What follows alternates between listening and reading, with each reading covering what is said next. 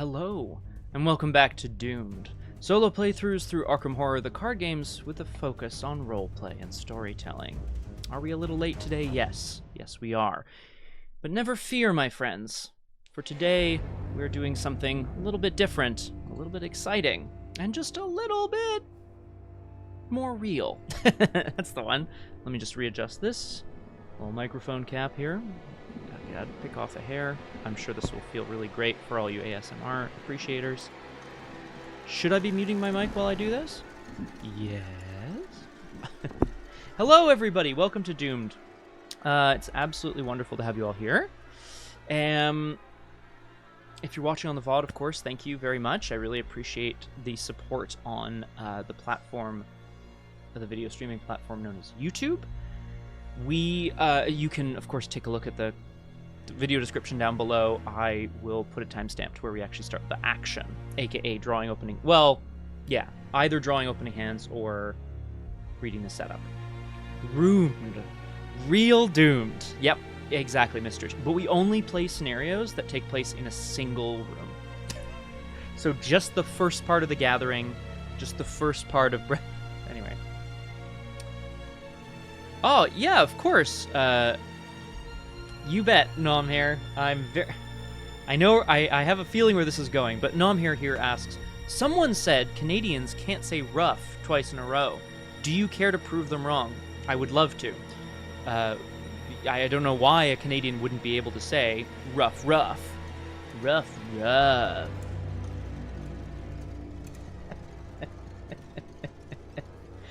Good boy. Well, that's me set for my kink for the week. Just kidding, everybody. Hang on, let me adjust the lighting here as well.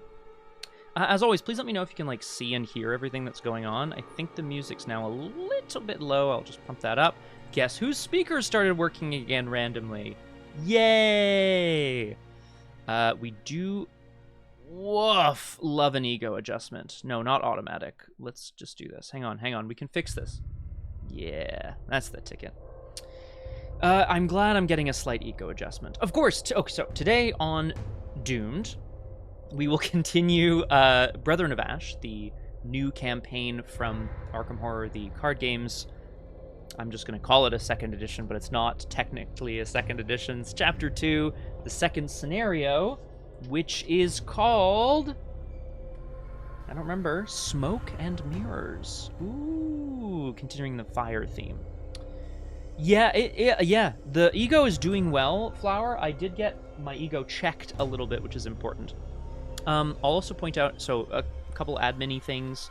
Smoke on the water. It should be, right? Arkham set on a river. Anyway.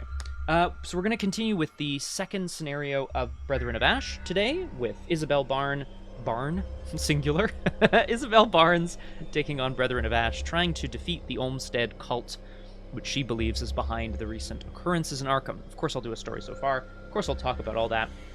To note, as I noted last week, I think the camera shake is better, if not fixed. Probably just better rather than fixed. So that's good, 1. 2, I've decided to reverse the camera. We're going to see if you guys like it. If you don't like it, let me know and I'll put it back and I'll readjust and whatever. But this way you'll see it the way I see as in more shake. Exactly, Flower. That's how we like it. Sorry for the loud explosion of sound. Also, this is a much bigger map. I've set it up in front of me here, so we will have to see how that looks. Mistress says, shake it like a webcam on a monitor. Shake it, shake it. Mistress's Exalted Sidereals campaign is coming to a close soon. I pitched Datafall as a potential setting for our next game. Unbelievable. I love it, Mistress. That's so cool.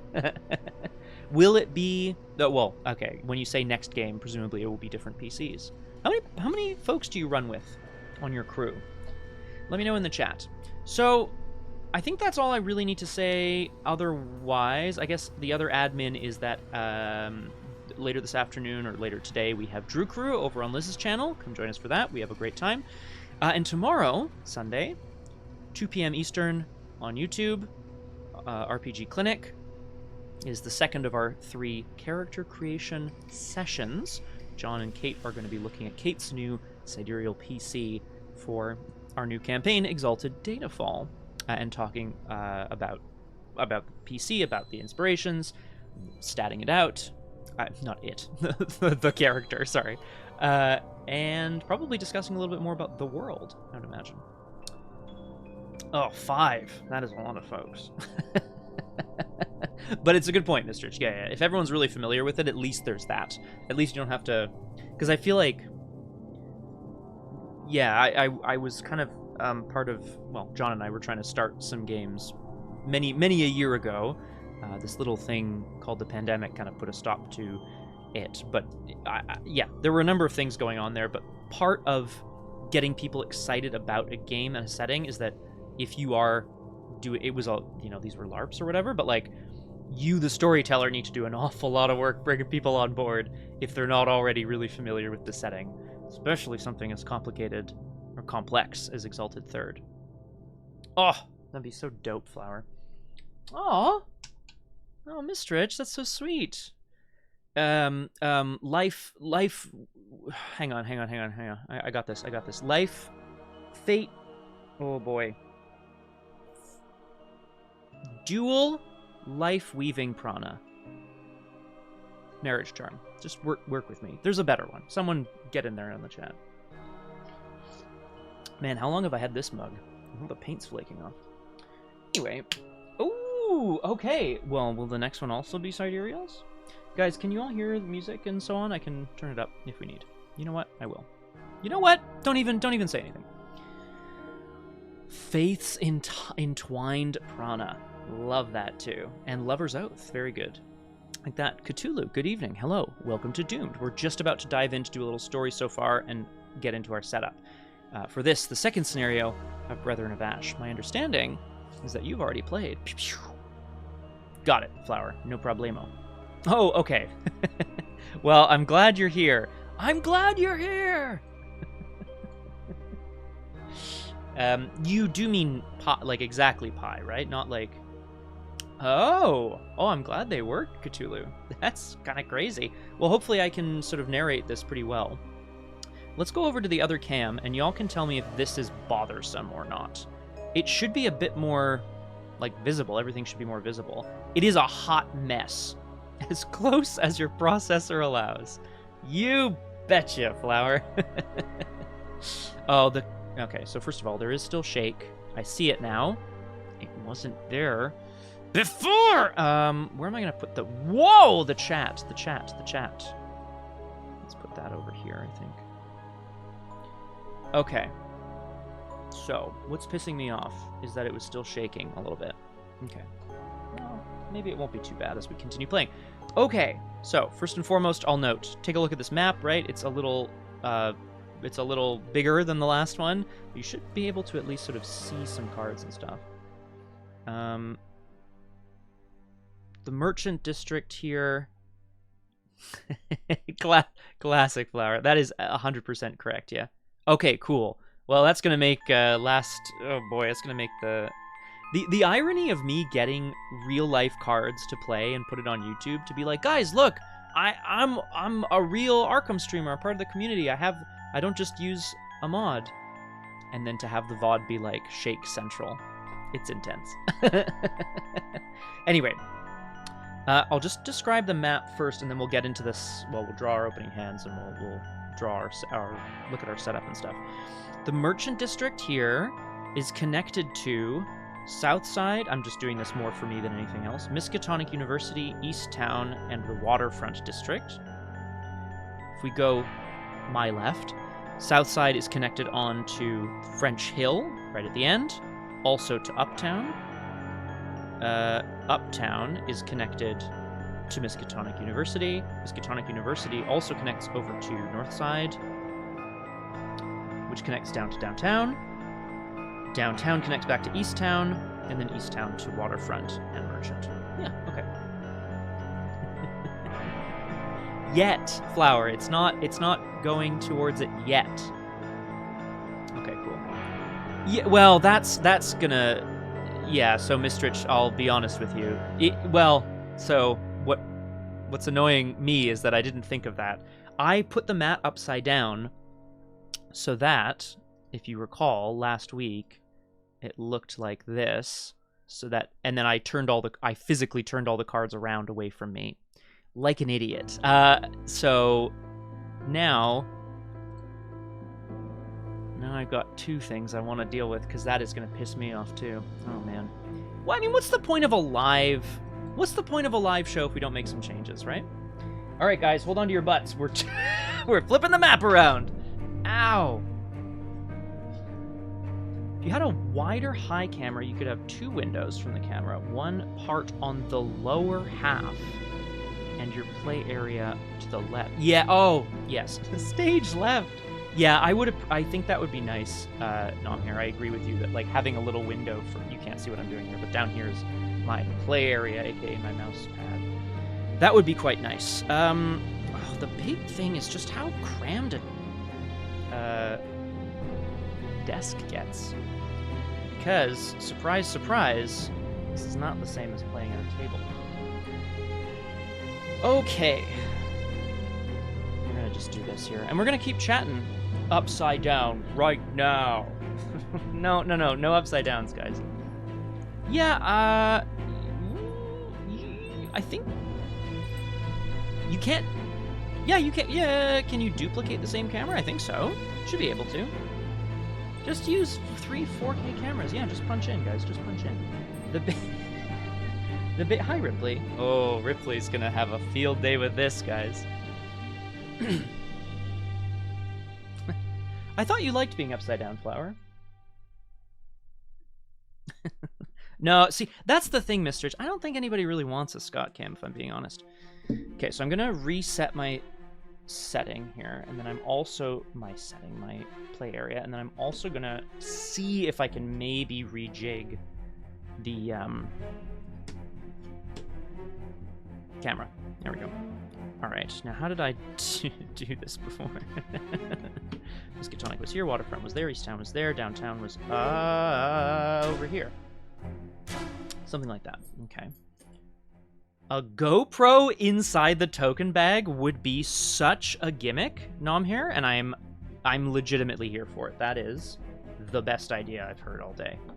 Now, the day is still young, at least for me. Waterfront goes down here, up to the Merchant District. You have 4 connections. Wowzers. Good for you, the Merchant District. No, it's good, it's good. No, but, like, this is what... If it was just... First of all, I'll be honest with you guys. If it was just me playing solo, I'd be playing on TTS. It's simpler, it's easier, there's less cleanup. If I was playing with people, we'd both have cards and we'd have a big table somewhere, so setting up wouldn't be a hassle. Streaming with cards is something I really want to do, but it takes some fucking getting used to. All right, now, the annoying part. So I'm gonna go to a be right back screen, just quick. You won't be able to hear me for like 5 seconds. Hello and welcome back to Doomed, solo playthroughs through Arkham Horror, the card game with a focus on roleplay and storytelling. Today, Isabelle Barnes takes on Smoke and Mirrors, the second scenario of Brethren of Ash, the campaign included in the new core set of Arkham Horror. Okay, let's see what happened in the chat since I went away. I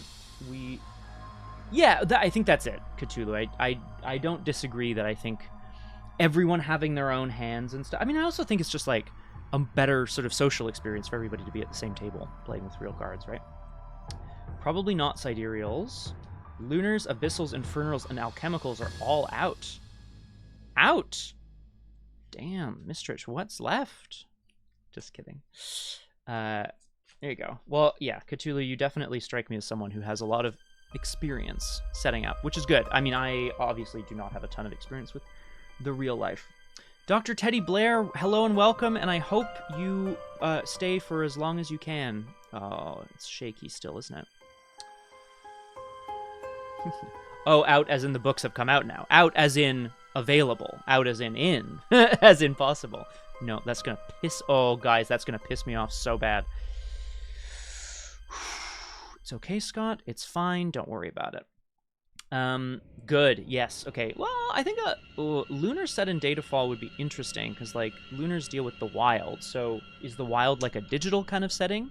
Maybe. Okay. How do I fix the shaky table without going under it and putting tape under it? I don't. I just kind of reaching as much as I can, try to push it back that way maybe. And I try to figure out why this is such shit. Oh, man. You'd think having, like, 30 minutes of setup time where I look at all this stuff and go, yeah, it looks good. Okay. Yes. Yeah, so Nom here, I thought I had one, and I just don't. It's disappointing. But yes, the setup that we had for, King's Dilemma had a camera sort of above the table, which was pretty good. And then the setup that John and Kate use for Backroom Deals is amazing. There's like, they've literally mounted a camera, you know, like a top-down kind of camera on poles above the table and so on and so forth. Hire a boom mic man. Oh, I'd like that. Yeah, true, Flower. I like that a lot. Okay, guys, we can't just keep footsing around, okay? Okay, no more footsing. Everyone's like, what? You're the one who's... I gotta get playing. I got to get playing today. Smoke and Mirrors with Isabelle Barnes. Let's just quickly review what happened last time. Izzy and her fellow investigator, Jim Culver, went to Miskatonic University. They were looking to locate their friend, canonically in my mind anyway, Amanda Sharp, because Amanda was helping them investigate the Olmsted family cult, which had taken Izzy captive, which she had escaped from. But now there are cultists setting fires and leaving signs all over Arkham, and she's like, we can't have that. We're going to take them down. She's a hunter, after all. True, Cthulhu. I have not... I will say I did not pre-sleeve any of my like locations and agendas and acts because I'm a bad boy. Oh yeah, fuck off. Oh, it was better before, man.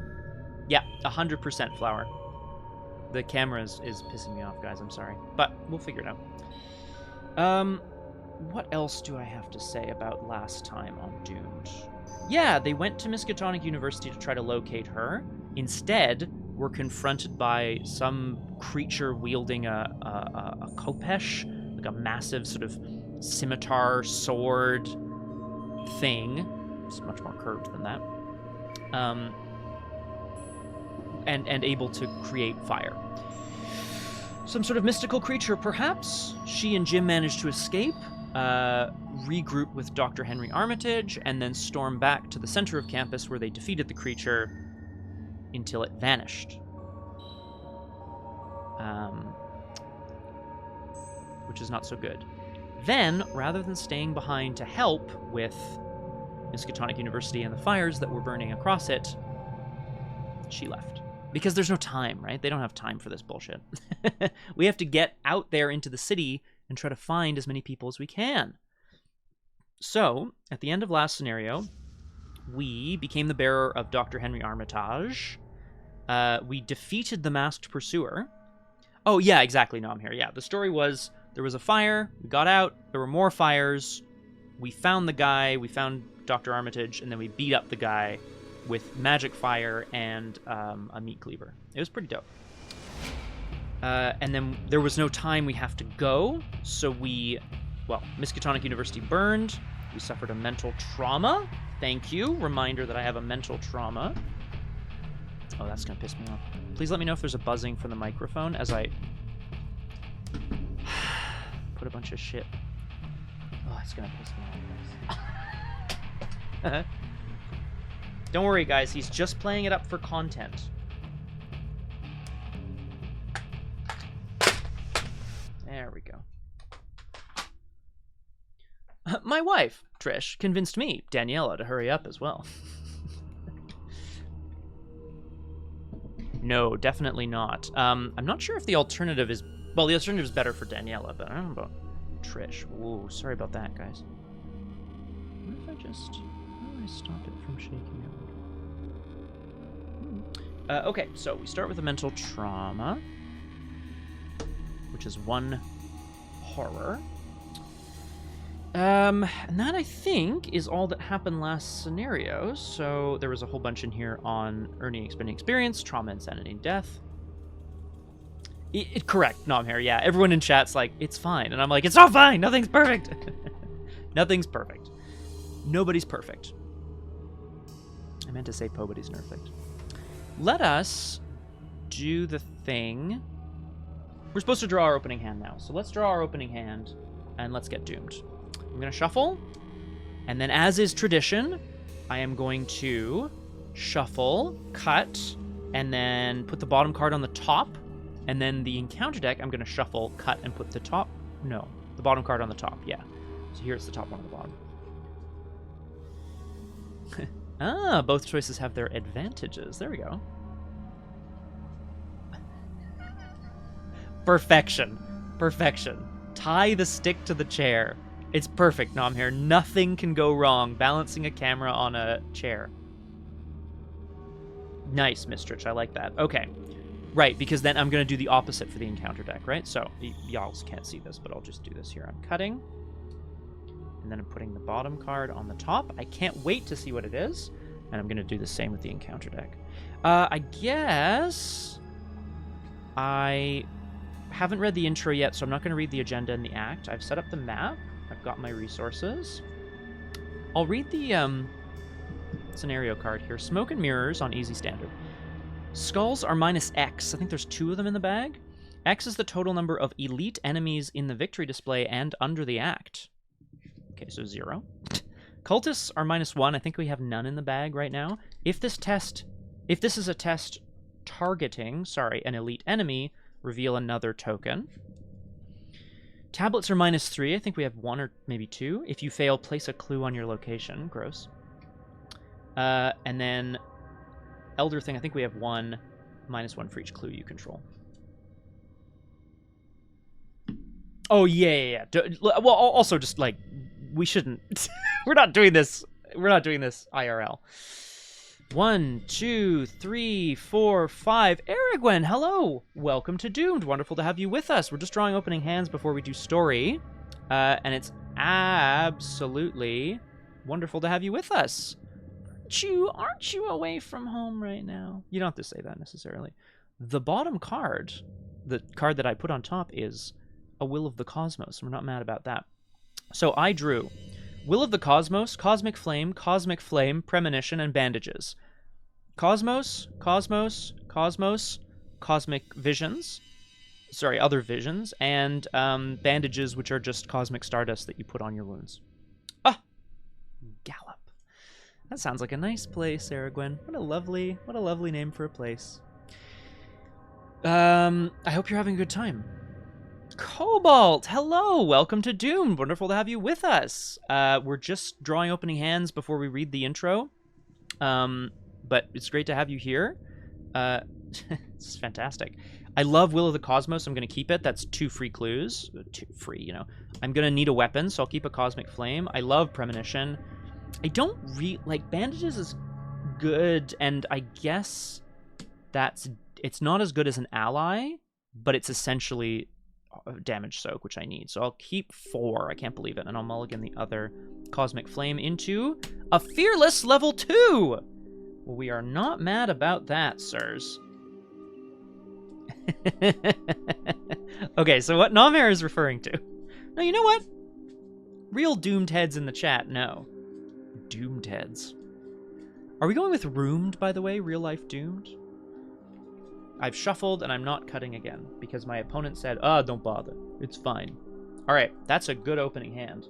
But we're gonna actually read the freaking thing, don't we? Do I have anything in my campaign log? No. Okay. Scenario 2. Smoke and mirrors. You follow Dr. Armitage back to his apartment. Meow. A veil of black smoke obscures the moon and stars as a warm breeze carries ash and embers through the familiar city streets. I've had my suspicions that something foul was afoot. Several students have disappeared in the last few weeks, the head librarian tells you. All of them began to exhibit strange behaviors after attending a supposedly exclusive meeting off campus not long ago. They complained of horrible incessant whispers and a strange bruise that suddenly appeared on their skin, and then they vanished. Man, who you gonna call? Isabelle Barnes! Man, imagine a bunch of students complaining about the same mysterious symptoms and then having gone to a meeting in Arkham, Massachusetts, and then you're the librarian at the library and you're like, sounds good to me. Fearing the worst, you ask him about your friend, Amanda Sharp, the student. They insisted we meet earlier today, he replies.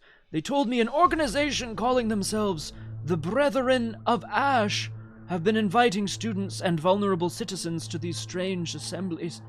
Your friend listed a number of individuals who attended, although it is unclear whether they were prospective recruits or loyal adherents. Before they left, your friend spoke of another meeting tonight, a gathering of all the faithful.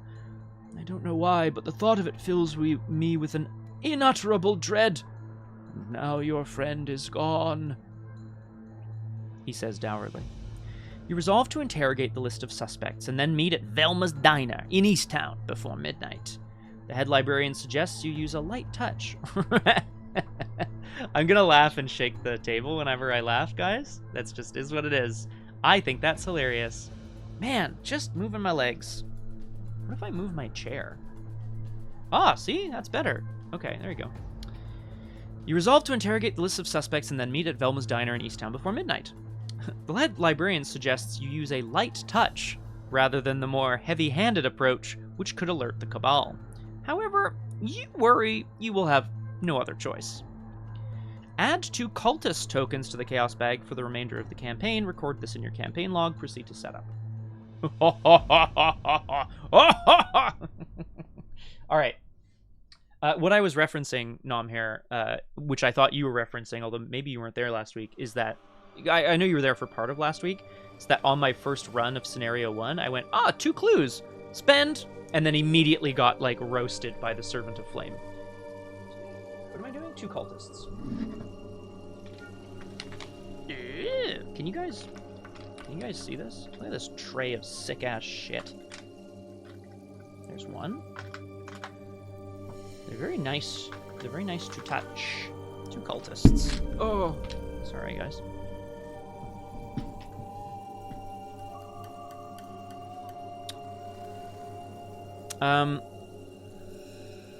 Doesn't that put you at a maximum of 3? A maximum of 3 cultists? I think I have none currently in the bag, Flower. Yes, sorry. So this is a very unusual campaign in that it doesn't start with like any cultists in the bag. It starts with at least, you know what? Let me read from the campaign guide. It didn't, weirdly enough.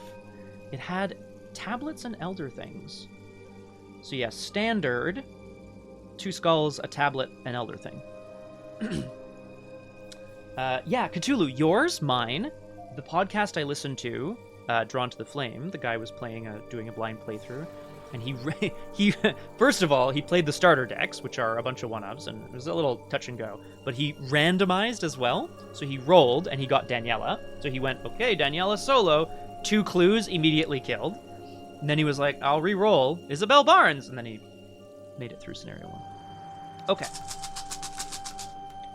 I have put 2 cultists in the bag. This is going to take some time. Gather all the cards from the following encounter sets. Choose one of the downtown locations and one of the uptown locations at random and put them into play. Remove the other versions of downtown and uptown from the game. See next page for suggested placement. Now, why wouldn't I have seen the next page for the suggested placement before I fucking did this? You dumbass! However, let's do this. Uptown. Funk, don't give it to ya.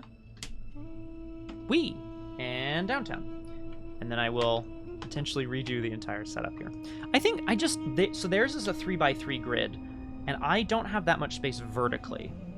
So maybe I don't want to do Uptown Girl. You know what? If I move everything over here, I will have space. Good question, Flower. That is an interesting question, and I imagine we will be able to find out shortly. So at the top, we're going to go north side, downtown, east town. Wow. Yeah, I really did this quite differently. In the middle is Miskatonic, Merchant, and Waterfront, which is pretty similar. Oh my god. Ah! Now my laughter is jiggling the table again. And then Uptown, Southside, French Hill. Uptown, Southside, French Hill. Alright. So is this smart? It gives me a lot more space here, which I could use for, like, a play area. I'm not quite sure I have enough space vertically, as I was sure was going to happen. Ooh. Well, I imagine that's where we're going to start Cthulhu, so I'm going to avoid reading it for now. But we'll see momentarily. I probably don't even really need these connection markers, if I'm being honest with you, but I like them, so that's that. Let's put them up here. So, importantly, not every location is connected, right?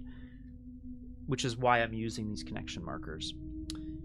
Is your camera zoomed out? Yes, it is. Wildly. It's quite wide. I mean, not my personal camera, obviously, like the one for my face, but this one is indeed zoomed out. Let's see. What am I missing here? This one is there. Whoa. Who's having fun? Oh, yeah, okay, so I see what you're saying, Nom here. You're saying this is not visible.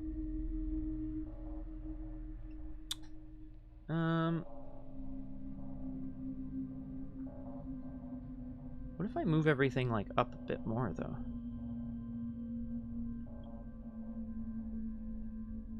Yeah, it's not tall enough. I mean, were playmats made for this sort of thing?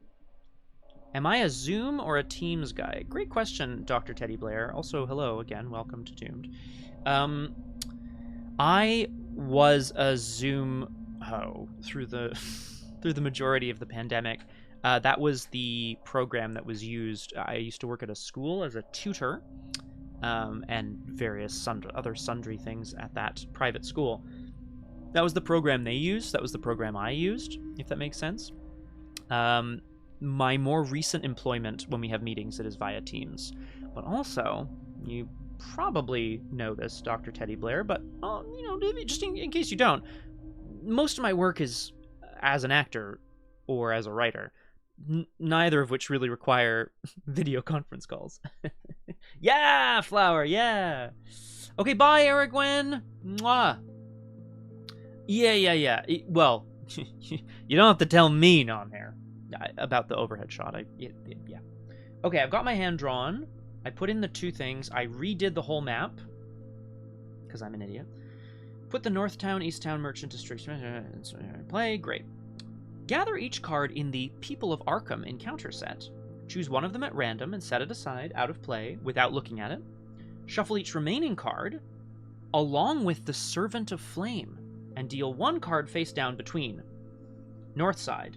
Downtown, hang on, I gotta find these. North side, downtown, south side, French Hill, uptown, and the waterfront district. So 1, 2, 3, 4, 5, 6. Okay. And then there's more. I'll point out the People of Arkham set have 6 characters. I am shuffling and removing one at random, and then I'm adding the Servant of Flame, and then I'm placing them randomly under those locations. Yeah. It's almost as if this is like the least optimal way of doing anything. Let's get that card out of there. I don't know who you are. You can get out of here. Yes, Cthulhu, so a number of things about this scenario already. Well, we'll get to them, I guess, as we get to them.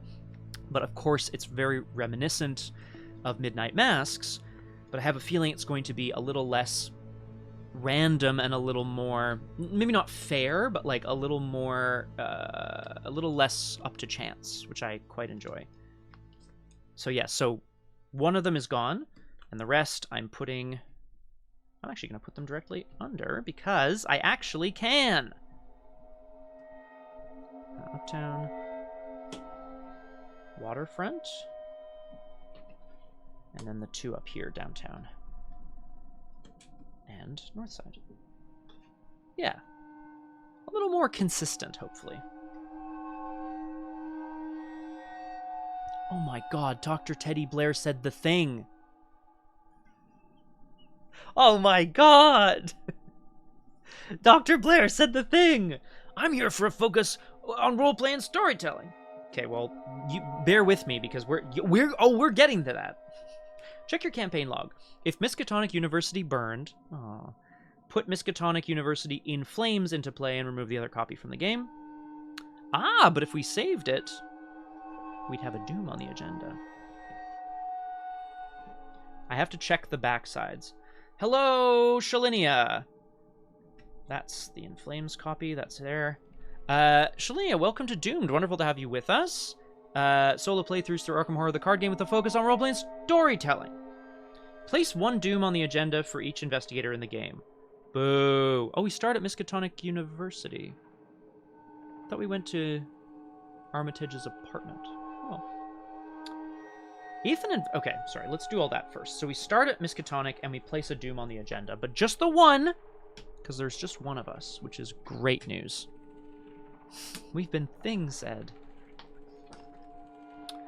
If an investigator is the bearer of the Dr. Henry Armitage story asset, yes, search their deck for him and put him into play under his bearer's control. He does not take up an ally slot during the scenario.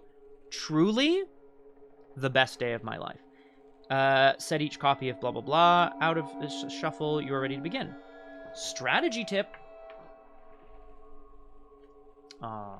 Maybe, well, it's true, right? He could very well live on the campus. Let's see where our good friend Dr. Armitage is. Oh, he seems to be near the top. Oh boy, was he the next card? No, he was about 6 cards down, including 2 weaknesses back to back, by the way. Let's go ahead and shuffle, because I've now seen how that worked. So he starts in play. A reminder that Dr. Henry Armitage, my ally, who does not take up an ally slot here, the head librarian, gives me +1 will and +1 intellect. Mwah! 3/3 soak. The first action you perform each round does not provoke attacks of opportunity. Great news for believers. Great news for, like, playing out a weapon or whatever if I need to play something action 1 and I'm engaged with an enemy. And then, of course, we're going to do the thing that we now do on Doomed. I'm going to cut the deck. And I'm going to put the bottom on the top. There we go. Boom. Okay. I think that's that. Strategy tip. Time is short. During this scenario... I don't actually want to read that.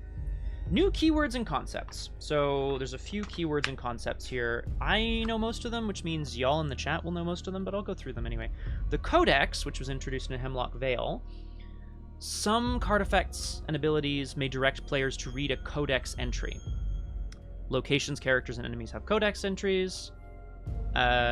Each codex entry cannot be resolved more than once per scenario unless otherwise stated. This is just a way of adding, like, additional kind of story to the cards without having to actually print it on the card, which I think is a very smart way of doing things, and frankly should have been in the game way earlier.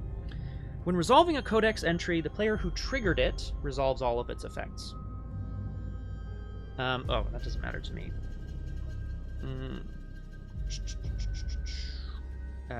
While resolving an entry, you only read the section for which you meet the requirements. If you do not meet the requirements, skip to the following section. Hide results of actions.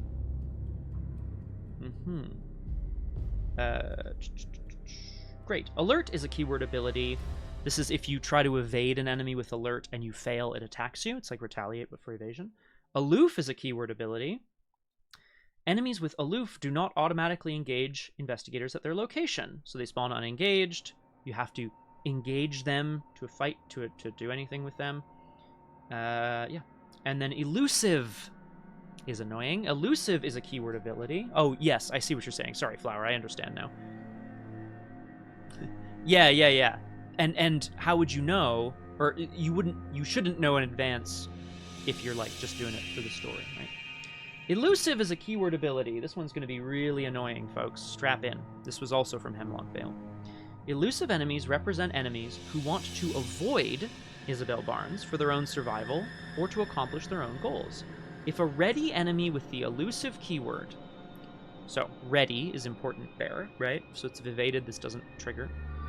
If it attacks or is attacked, after that attack resolves, the enemy immediately disengages from all investigators, moves to a connecting location with no investigators if able, and exhausts. This effect occurs whether or not the enemy was engaged. So, what this means is, if you are engaged with an elusive enemy, if you hit them, they go, ah, and they disengage from you, move to a connecting location, and exhaust. That means they won't hunt or attack you in the enemy phase, probably, which is good, but then they're at a connecting location, so you can't just one-shot these unless you have enough damage. Got Dr. Henry Armitage in play. We're thrilled about that. Okay.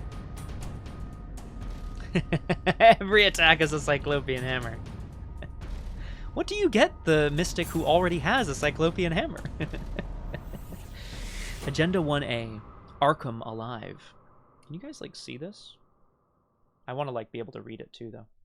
Nah, it's not that fun. It's not that fun for you guys to read it. I'll just read it. An unnatural haze fills the streets of Arkham. Some of the locals say... Oh god, miasma. Miasma flashback. No, I'm here. Lock in. Some of the locals say the hills west of Arkham are burning. Despite the cool autumn weather, the city streets feel unnaturally warm as evening falls. Action: resign.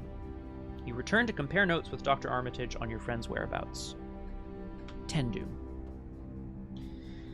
Oh, Kurotas, hello! Welcome to Doomed! Wonderful to have you with us! I just wanted to finish reading the agenda. I imagine this will, if not go smoother, at least go, differently? First turn, resign. Anarchus! Well, you're in for a treat. Welcome to Doomed. We do roleplay and storytelling forward kind of Arkham Horror, the card game here, as much as we can. In today's scenario, this is the new core set. In today's scenario here, our heroine, Isabelle Barnes, has just let the university campus burn because she is in pursuit of some very dangerous cultists. We're hoping to interrogate some people who may or may not be members of this cult to find out what they're doing tonight, basically.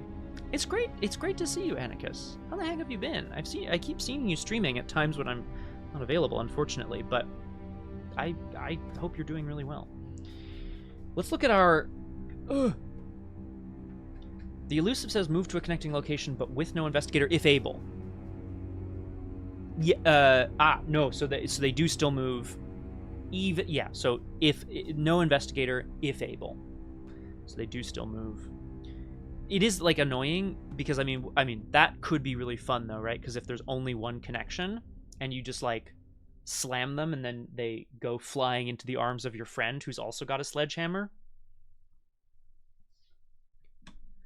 Yes, if you had the ability to fire at range, which there are cards in Chapter 1 that allow you to do that, and they have no other connections to move to, then yes, you could shoot, and they would run towards you, which doesn't make a ton of sense, but it is what it is. Oh, and I guess I'm so glad to hear that. Let's read Act 1, Augurs of Flame. Now, I'll point out the art on this card is a woman who's looking down into a sewer grate, and she's going, "What's that? Looks like smoke and steam." You must find the whereabouts of the suspect. You must find the whereabouts of the suspects on your friend's list. Okay. Action. Spend 2 clues, 2 per investigator clues. As a group, draw the face-down card beneath your location. This is better than in Midnight Masks, where you would spend 2 clues and draw a card from a pile, and then it would spawn randomly somewhere 8 connections away from you or whatever. Not 8, 3, but still, it was very annoying. Action, spend 2 clues. As a group, draw the face-down card beneath your location. The infamous Blitzcrank Bull. Objective. If there are a total of 6 elite enemies in the victory display and or under the act, advance. Hint, either defeat the suspects by force or resolve their codex entries to generate leads for your investigation. So, we are gonna... Isabelle Barnes is not going to hesitate to hunt if she needs to hunt. She is not going to hesitate to talk if she needs to talk and try to persuade people. But time is running short, and she is running out of patience.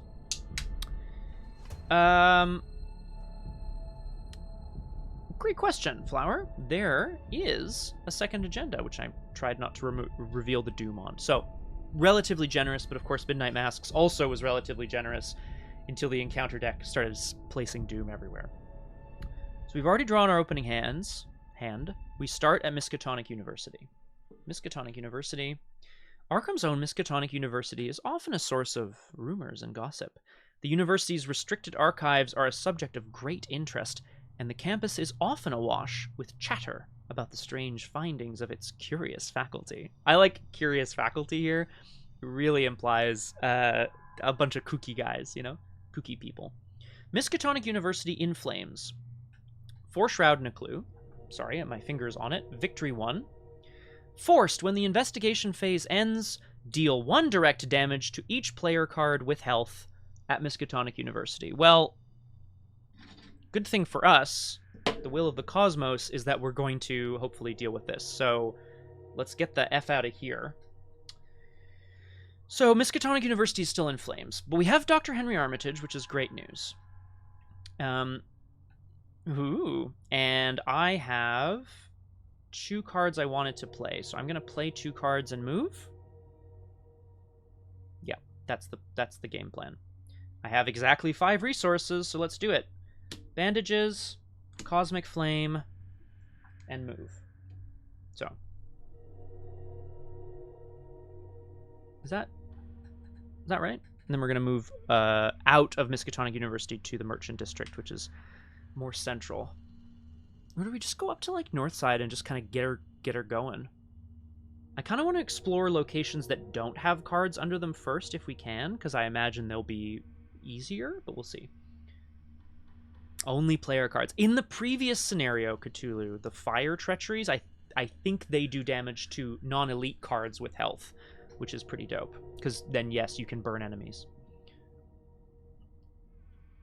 Oh, yes, you're right, Nomhair. I will move first, just in case. Merchant District might be like, boom. The Merchant District, so Isabelle Barnes, accompanied by Dr. Armitage, is like, well, we got to get on the heels of these cultists, with these important people. Let's head over to the Merchant District, where they're definitely going to have some information available at a price, and we'll figure it out from there. I love gold! Right away, Mr. Butt. Since the flood, the Merchant District has become a focal point for business and development in Arkham. Each day seems to bring in more and more construction, workers, and industry. This is a central Arkham location. It's got 3 Shroud and a Clue, and a free triggered ability, baby! I gotta drink water. And I have to put some supplies.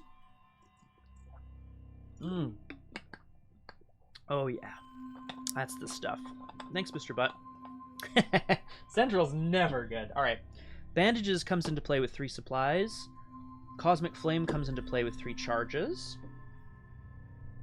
So this was good. So now we have a way of healing, we have an ally, and we have a way of fighting.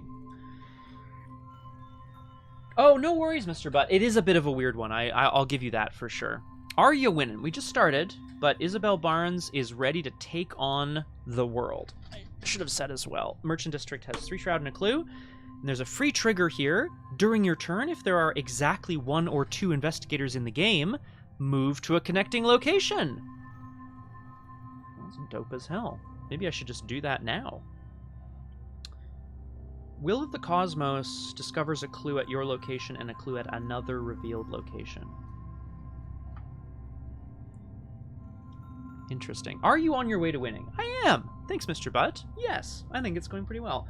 So yeah, so this happens after the Arkham Flood scenario, which is definitely after our current Tombed Call of the Plague Bearer, but it is, yes, and it's also after when we went to Relia. Unbelievable. Yeah, so that was interesting, isn't it? Joe and Daisy essentially woke up Cthulhu, not to be confused with Cthulhu, which is great. And then they awoke the Cthulhu in Relia, but he didn't kind of come to Arkham until Drowned City times, when he was technically reawoken, or his slumbering body was reawoken by, what's her name? Marion Tavares. Okay. So, I have a couple options here. I've used all my actions because I really wanted to play these cards, which I did. I could free trigger move from here, and then I could use the Will of the Cosmos to get a clue on my new location and Miskatonic. And I think I should just explore as much as I can. Ah, yes, Daisy. That's right. He needed a bit of time to actually wake up, it's true. Well, unfortunately, eventually, I think Marion being in the lost continent of Relia eventually weakened Daisy's hold on him. And that's not to say anything against Daisy. She went into the abyss and held back the big boy for far too long, which is great. I don't think this is bad. I'm going to free trigger... No. I can do it next turn. It doesn't make a difference. Oh, yay, Anarchus. Thank you. Much appreciated. So that is the end of the first round. Isabelle Barnes sets out into the Merchant District, where she is hoping to find, information about the relatively known, the last known locations of the people on her friends list. Well, they were in the far future too, right? So that makes sense to me. She wrecked so many things and turned so many random devices on. It would make sense. Yep. Yeah, Marion loved flipping switches. Well, that's the thing. So Isabelle's kind of like looking for her sister Jenny. I'm not sure if Jenny canonically, I think, became a brain in a jar, but like, I don't know. So's Paul Prospero, and he's still doing great. That's the end of the investigation phase. We go enemy phase. There are no enemies. Upkeep readies all of our cards, draws us a card. It's an emergency cache, and gets us a resource. I flipped all my cards upside down. I wouldn't worry about it, Flower. Sometimes I just say things. Maybe you get the inputter back. We never know. Mythos phase. We place another Doom on the agenda. We go to 2 out of 10, and we draw our first encounter card, which hopefully we buried the worst one. Fuck. It is vowed that the birds are psychopomps lying in wait for the souls of the dying. It is vowed that the birds are psychopomps lying in wait for the souls of the dying.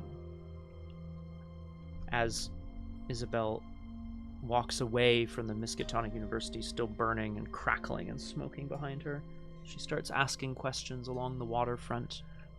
Oh, excuse me, I'm looking for this guy. Do you happen to know? I think he worked down here eventually. She hears a strange cawing cry. She thinks briefly, is that a baby? And when she turns around, she sees a whippoorwill. Whippoorwills are aloof hunter creatures from Dunwich. So they're aloof and they're hunters, so they just follow you around, cawing at you from rooftops. 2 fight, 1 health, 4 evade. Only 1 health. Each investigator at Whippoorwill's location gets -1 willpower, -1 intellect, -1 combat, and -1 agility. So this negates Dr. Henry Armitage. Now, it is aloof, and I could pretty easily engage it and flame it with Cosmic Flame. Which, whoa, maybe I do want to do, actually. Because Cosmic Flame, unlike the spells of yore, you don't have to... You spend the charge only to deal +1 damage. So not having to do that, but this means engage, attack, whatever.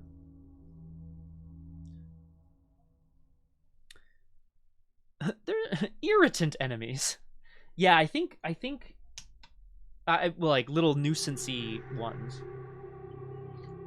I think some of the fan campaigns introduce like things like that, Nom here, which I quite enjoy always. It's just like the enemy's aloof. They don't even do it. They just hunt and they're aloof and they don't do anything until you do something. Oh, this location is haunted, you know? You fail an investigation, it attacks you. Oh, you go to do something else that doesn't involve moving or whatever. It's like clobbers you. Stuff like that, I think, is pretty terrifying, though. It really does. Isabelle stares daggers at the creature. What the hell do you know about me? She says to it. So I have a number of different plays here. I have a number of lines of play, which I think is going to be important for us to talk about.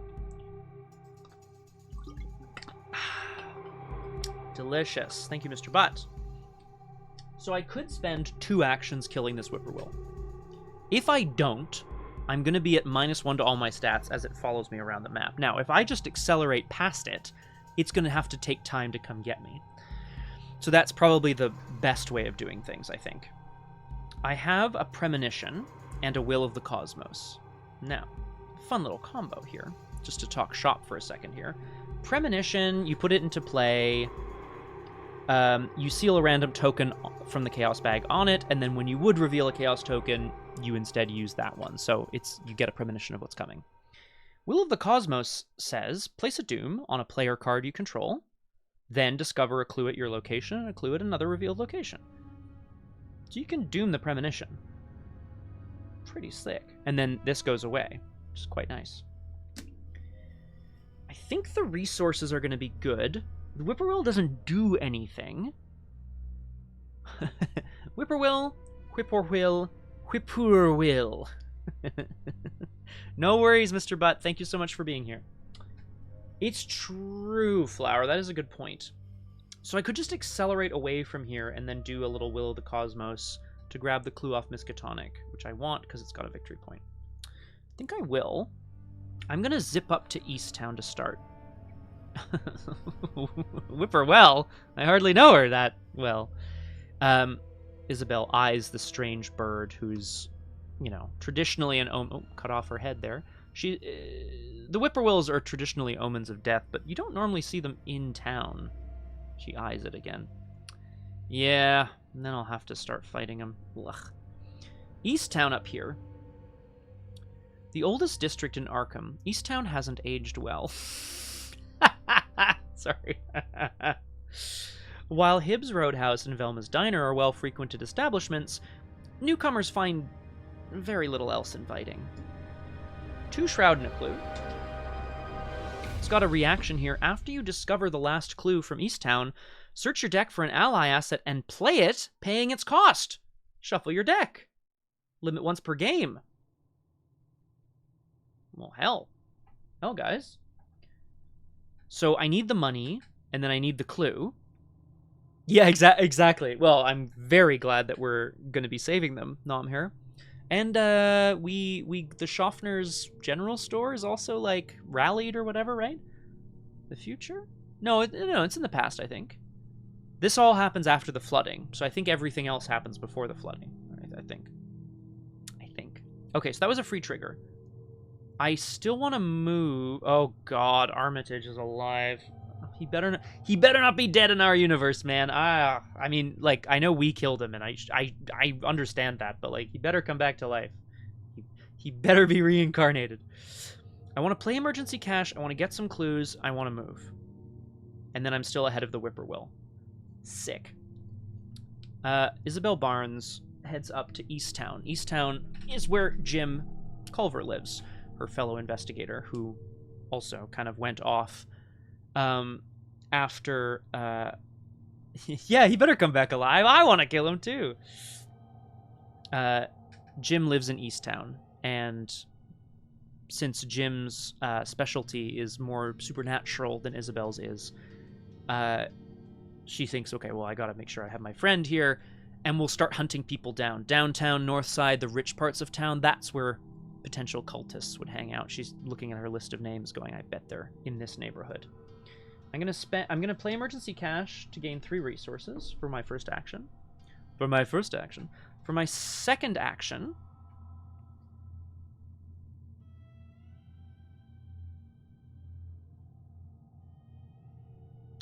There are going to be better locations to get clues from.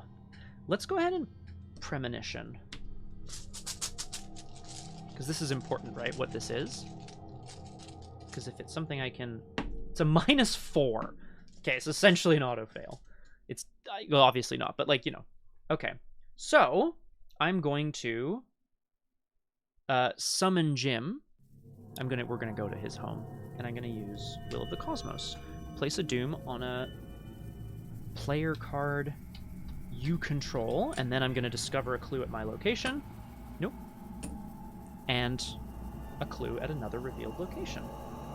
Doesn't have to be connected. 2 clues.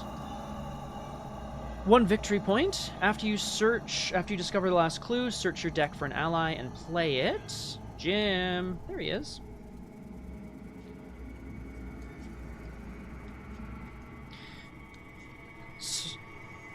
It's not bad. I think Mystic is on track. Mystic and Rogue are on track to be the big winners in this new chapter, I think. Shuffled. You guys can't see me shuffling, but you should know that I am. You can probably hear it, though, hey? Yeah, exactly, Flower, yeah. So, like in chapter 1. Oh no, Aragwen! Oh, right, of course, Flower, right away. I will cut. I'll place the bottom on the top. Welcome back, Aragwen. Oh, and then I had to spend the 4 resources to play Jim. So, and then that's my hand, Fearless level 2. So Will of the Cosmos goes away. Isabelle kind of runs up to... Yeah, I think Cthulhu, what I like to imagine is that she kind of runs over to his home and it's like, you know, banging on the door frantically. And he kind of steps out, brushes off his suit jacket, picks up his little trumpet case.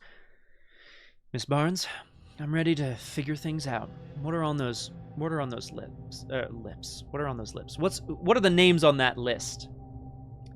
And he starts taking a look at it. He's like, okay, well, we can definitely ignore Miskatonic University.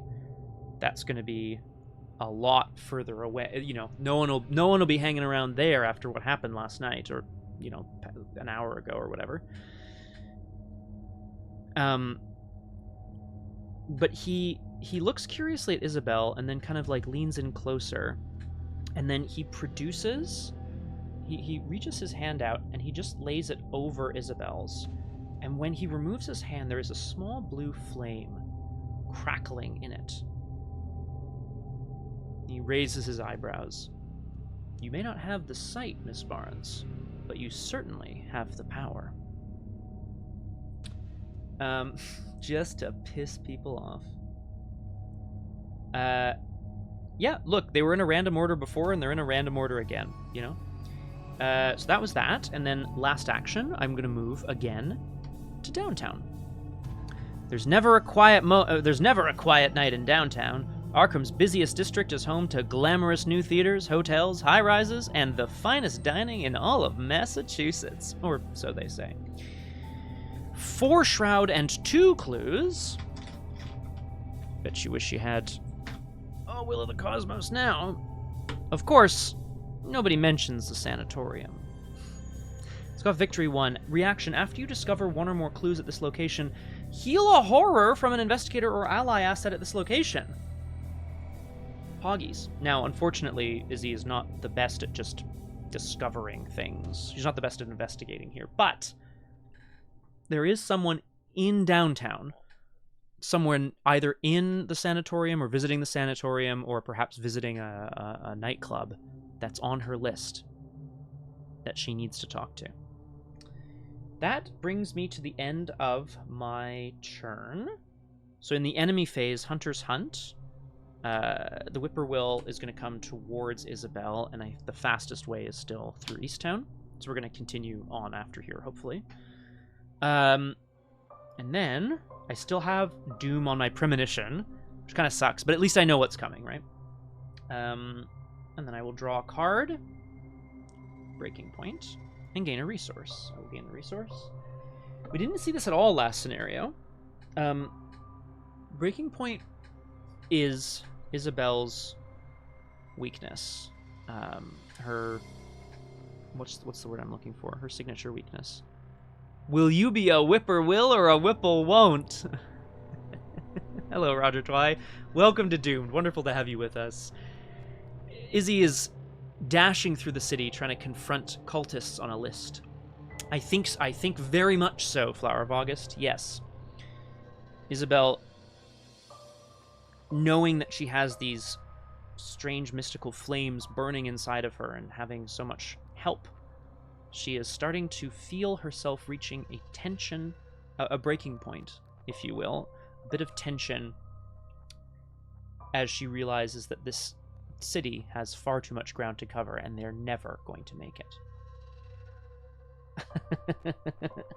Yes, Aragorn, I can imagine.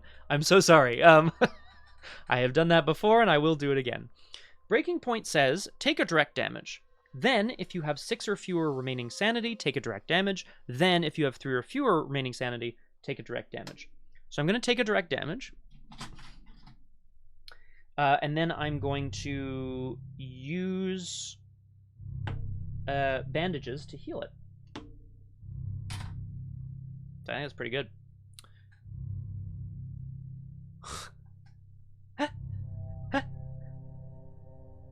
Do you know how much? Well, I found a cool new phone. Do you know how much?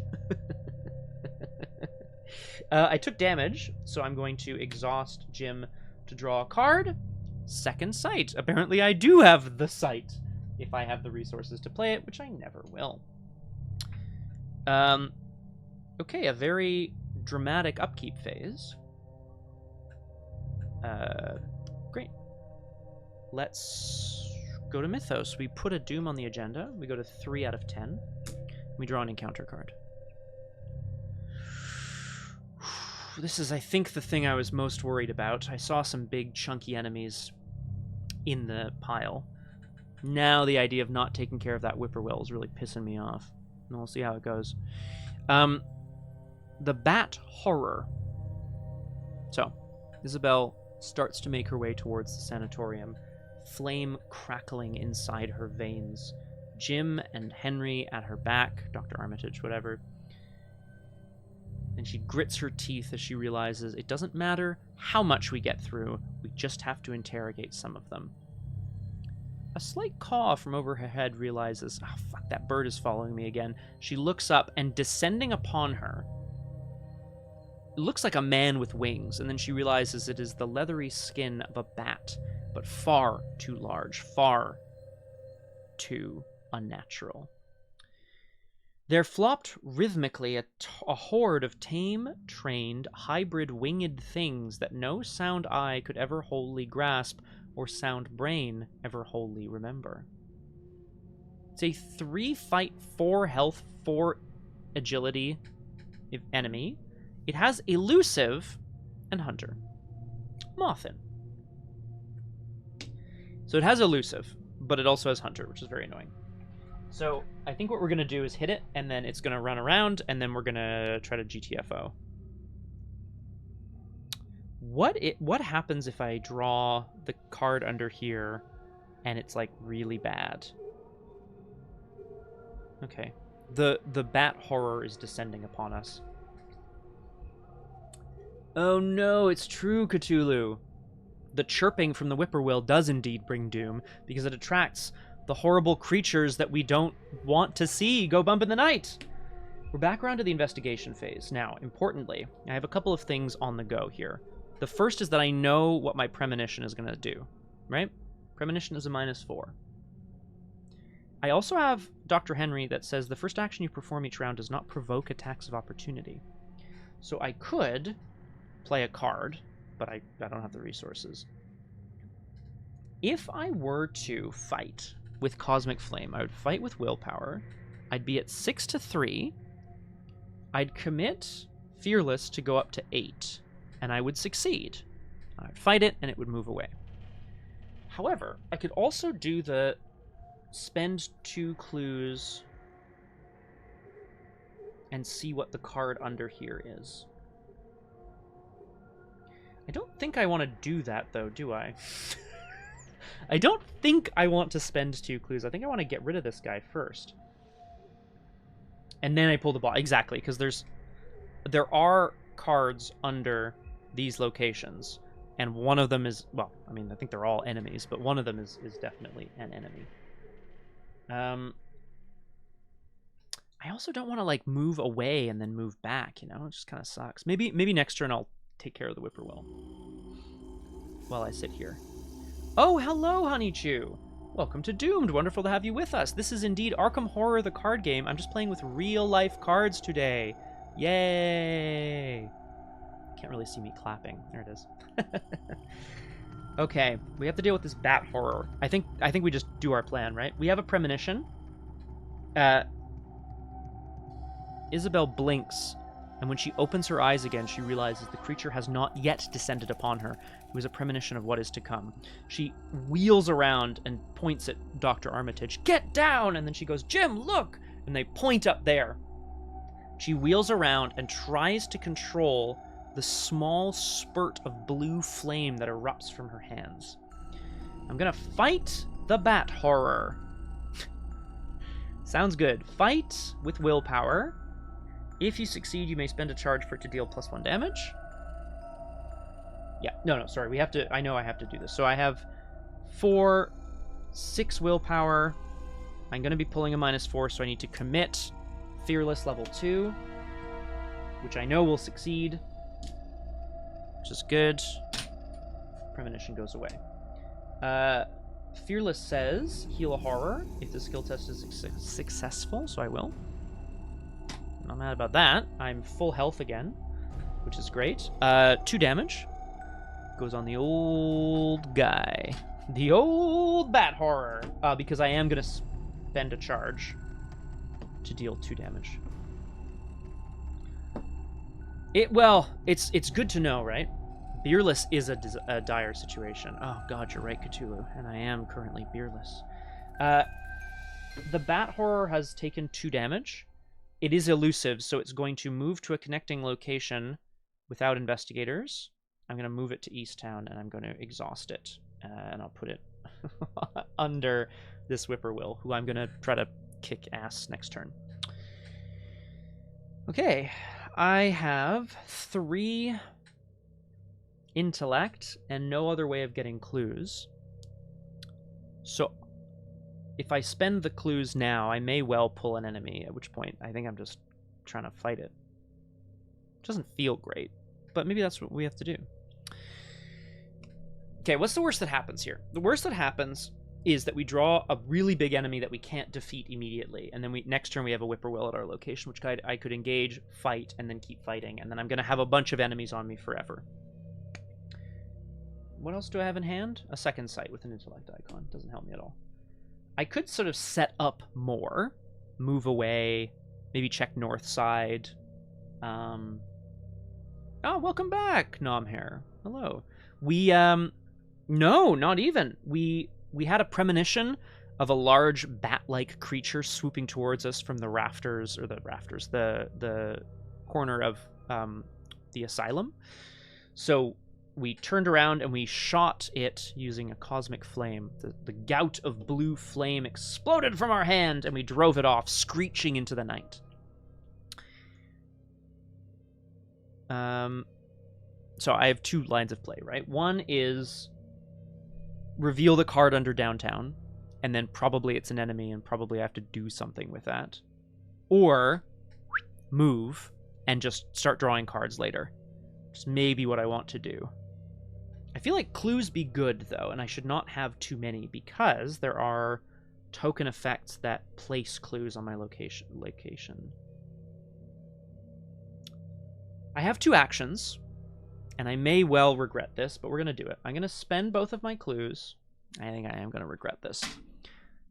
Action, spend 2 clues as a group, draw the face-down card beneath your location. Here we go. So, we've managed to drive off the bat-like creature. What the hell was that? Jim looks at the shaken Dr. Armitage and he also shakes his head. There are things in this world beyond our understanding, Miss Barnes. The sooner you recognize that, the sooner we can fight the freaks that are making those things happen.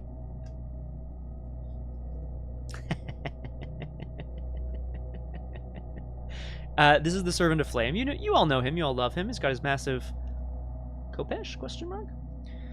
4/5/4. Humanoid, cultist, elite, elusive, hunter, retaliate. He does 2 damage and 2 horror. When Servant of Flame is defeated, there's a codex entry, and he has victory 1. Well, we know what we have to do, right? We have to draw well and kick some ass. I have 6 willpower because of Jim and Dr. Armitage, so I could use Cosmic Flame to fight him. Yeah, it's true, Flower. Good point. He has elusive. He has elusive. Because he doesn't want to be discovered, I don't think, is the idea. He's a hunter, but he, like, comes out of the shadows, right? It was doomed as well, Nomhair, because I doomed it. I made it doom. So, like, I think that's been my issue. So, I have Second Sight in hand, and the only thing in my discard pile is Fearless level 2. Well, look, he's not the brightest of the bunch, Flower. He's like a Blazing Chrome level of intelligence. You catch my drift? Yeah. Servant of the Flame. I'm 2 up anyway. What's the bag, though? There's some -3s in the bag. It's Alcohol Flame. Yes, I know, and he doesn't know that, Flower. He doesn't know he's on fire. Also, I'm sure he can control the flames on it. Oh god, sorry. Let's do that instead. Nope. Let's do that instead. Haha. I'm gonna need another weapon. Absolutely stat. Like, immediately. So I think what's happened here is Isabelle has driven off the bat-like creature and screams off into the night. And as she makes her way past all of the bars, the movie theaters, the other regular theaters, I guess, she makes her way towards the asylum, where she has a note that there is someone who knows something about the Brethren of Ash. Arriving at the gate, she pushes it open. It squeaks and squeals.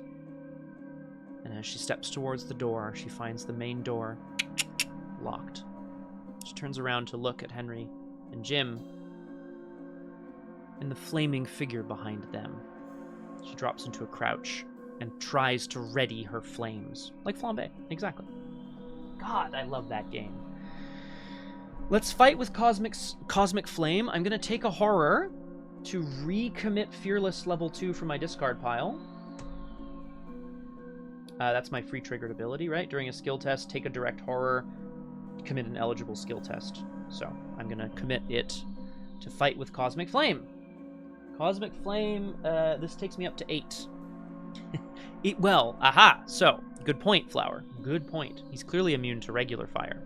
This flame, though, this spell, this magical ability, Jim doesn't even really know where it came from. Isabelle just seems to have access to it.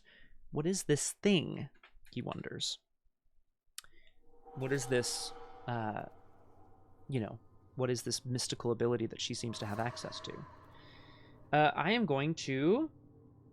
Yeah, so I'm fighting.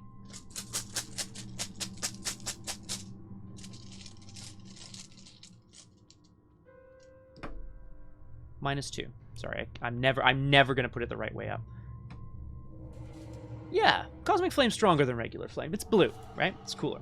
-2. Success. We heal the horror. We shuffle Fearless back into our deck. It was limit once per round. I will spend the charge from Cosmic Flame to deal 2 damage to the Servant of Flame. It howls in pain and agony as it continues to erupt with, regular fire that seems to, come out of its every orifice. Its sword is aflame. Its head is aflame. And that's all we know of it. I'm going to do 2 damage to it and send it It's elusive, so it was attacked, so it will move to a connecting location and exhaust. Dude, you don't have to tell me.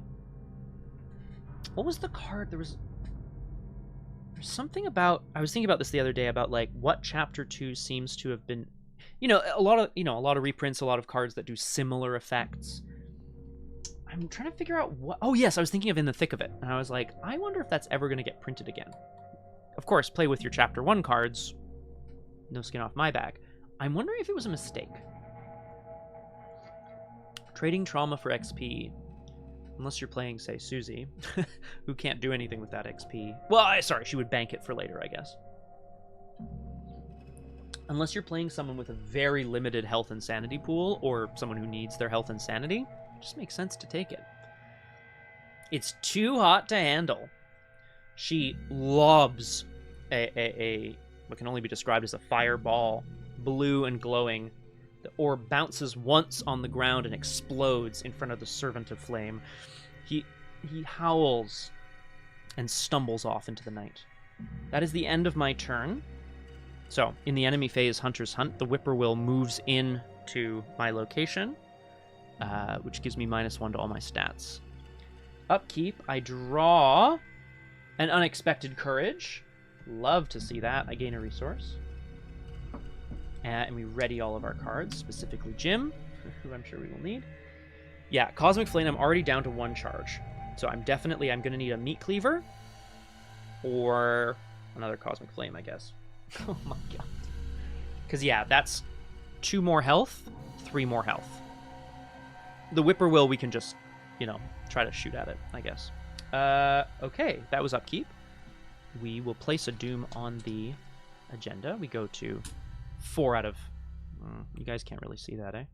That's fine. We go to 4 out of 10 Doom, and we draw an encounter card. Great question, Flower. It does not, which means you can continue to use it for a 1 damage hit that uses willpower. Forever. Not forever. I'll read the text on it again, just as a reminder. It says, fight with willpower. If you succeed, you may spend a charge to deal +1 damage for this attack. If you reveal a skull during this test, remove a charge from Cosmic Flame, and if you cannot, take a damage and discard this card. So that's what happens, is that you can continue to use it forever for 1 damage hits until you draw a skull. Then you have to take a damage as well. Not so good. Let's go ahead.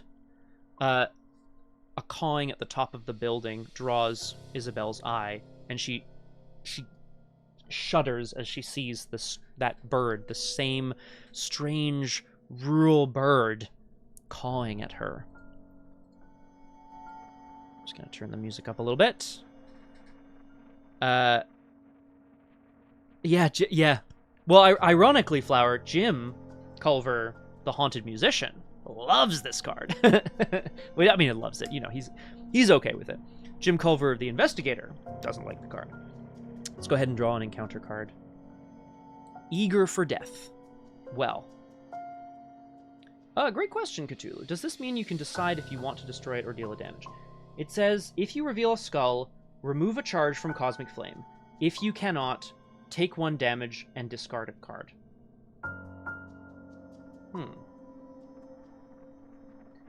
No, I think you have to do both. My understanding is if you pull a skull and there are no charges on it, if you pull a skull and there is a charge, you lose a charge. If you pull a skull and there are no charges, you take a damage and discard it. I don't think you have a choice on this card.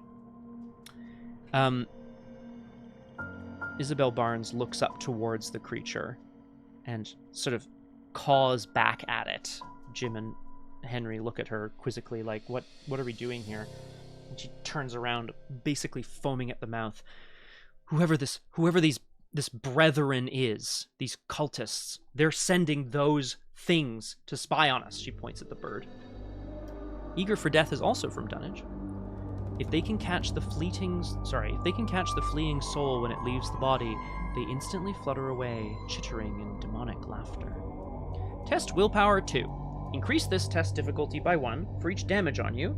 If you fail, take 2 horror. Well, I'm just going to take this test because I have 6 willpower. Yeah, I love these new spells. Generally, I just think they're really cool. Shriveling is very thematic, but I really love these spells for their power level. But I agree with you, Dexter would love a limited charge spell. -4. Ah, fuck. I have to do it this way up. Sorry, guys. Ooh! If you reveal a skull during this test, remove a charge. If you cannot, take a damage and discard this card. It must be a step 4 effect, because it's based on the Chaos token pull. I'm sorry, I shouldn't say it must. I assume the 4. Which means that you wouldn't be able to then spend a charge for the +1 damage. Yeah. Anyway, -4. We still succeed. Congratulations. We are not yet eager for death, thank goodness. We're back around to the investigation phase. Probably should take a break shortly. Man, this is a complicated scenario. I'm going to just take a screenshot of the setup at some point as well. We have 2 resources. In hand, we have a Second Sight and an Unexpected Courage. I should have readied these guys. The Servant of Flame and the Bat Horror are both elusive hunters.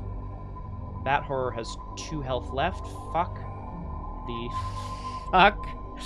The Servant of Flame has 2 damage, so he has 3 health left. Oh. Yes, indeed, Aragwen, yes. Oh, nothing comparatively. Nothing very comparatively. Yes, it's quite the mess here, Aragwen, but it's a fun one. Don't we? Do we love these tokens, guys? I love these tokens. The little heart tokens? I know I didn't put it the right way up. I love them. The damage tokens? Again, unfortunately, I'd have to contact the person I bought this set from to find out where they're from. They're very nice. Okay. So, defeating Servant of Flame is necessary. Killing this Whippoorwill is very necessary. Oh, Jesus, no, sorry. I was at -1 willpower from the Whippoorwill. I have to go back. I was at willpower 5, so I failed, so I have to take 2 horror. Ugh! So sad. Sorry, guys. Sorry to me for being wrong. I will put a horror on Henry and a horror on me, and I will exhaust Jim to draw a card. It's an overpower. That'll be nice when I have a weapon. Or just like a little weenie enemy that I can... like the Whippoorwill. Fuck the fuck. Thanks, Aragorn. Damn. Yeah, shoot. See, this is why we pay attention to detail. Okay, so we failed the test. Very sad. But it's okay. We're doing all right. We still need to... Sorry about the shaking, guys. We still need to get elite enemies into the victory display.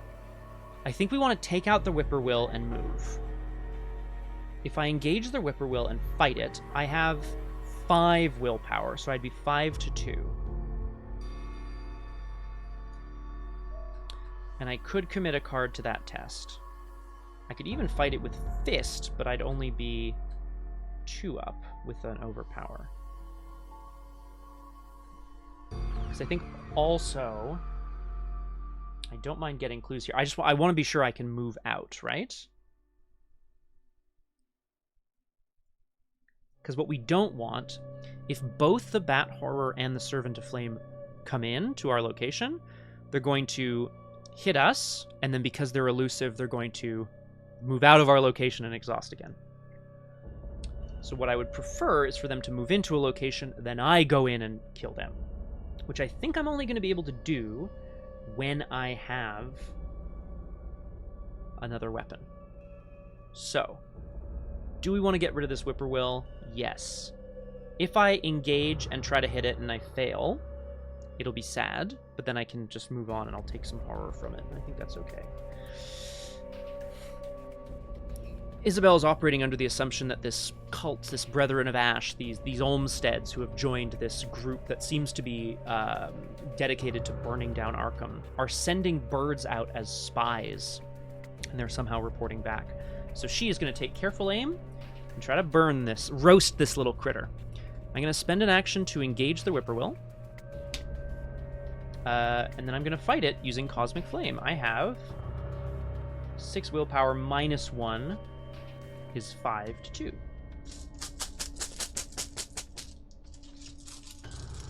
Always looking for tokens here. 0. Success. I don't need to spend a charge because I don't need to deal +1 damage, so we just defeat the Whippoorwill. Great. And then we're going to move last action. Get out of here. Okay. North side. Northside is an industrial hub, boasting modern factories, cheap housing for migrant workers, and the newly restored Arkham Advertiser. Man, that place has been through a lot. It was ruined by miasma. It was like, what's the word I'm looking for? Infected? Nomhere, do you remember? Then it was flooded in the Great Flood brought on by Cthulhu. And also, like, Rex worked there, and nobody likes that guy. 3 shroud, 2 clues. Spend 5 resources. Discover a clue from any revealed Arkham location, limit once per round. Well, we're not rich, so that's probably not going to happen. Yes. Fair play. Rex is now deceased. Sorry, guys. I've somehow managed to sit in such a spot that I'm now shaking the camera more than I was before, and that's pissing me off. All right. That was my last action. Enemy phase. Hunter's Hunt. The Servant of Flame hunts to downtown where he was. He is joined by the Bat Horror. Oh man, we're going to do some fighting as soon as we have a better weapon. Upkeep draws me an emergency cache. Well, that's money and gets me a resource. I go up to 3. We ready, Jim. In hand, I have a second sight, an unexpected courage, an overpower, and an emergency cache. So the emergency cache could set me up to play the second sight, so I can investigate. It could also pay to buy a clue from with Northside. A cachet. My apologies. Mythos phase. We go to 5 out of 10 Doom, but we've managed to expose at least 1 cultist, 1 enemy, the Servant of Flame, but we need more weapons. Red Herring. Test Intellect 2. This test gets +2 difficulty if you control 2 or more clues. Well, I don't. If you fail, take a horror and place one of your clues on your location. Well, right. It's like archive, not archive. Chive. Am I saying that right? Archive? Or am I... Sorry, is there an accent there? Archive? Whoa. I got green sleeves on these bad boys. As Isabelle moves to Northside, trying to find a good place to set up an ambush for the Servant of Flame, she thinks she comes across one of the people on her list. Archive. It is unfortunately a red herring. I have no clues. I test Intellect 2. Well, I only have 3 Intellect, so... sorry. So, do I commit a card to this? I have an unexpected courage. Do I care? No. In fact, I don't mind taking a horror. I don't mind taking a horror because it draws me a card. +1. Is that a +1? It is. +1. Pass! No! No, I can't drop the +1. I really need that. I need that for passing. I need that for passing. He screamed. Okay, the red herring does nothing to us. Occultist can be a +1 for parties. That's true. All right, team, we're going to take a short break as we're back around to the investigation phase. Just for me to refill my water and see if I can figure out this camera again.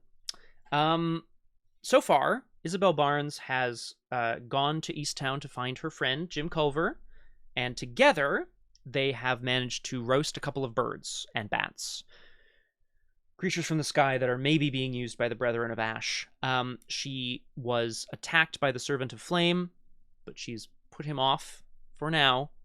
He will be back, which means that we need to also destroy him as soon as we can. My friends, we're going to be right back on Doomed in just a couple of minutes. See you soon.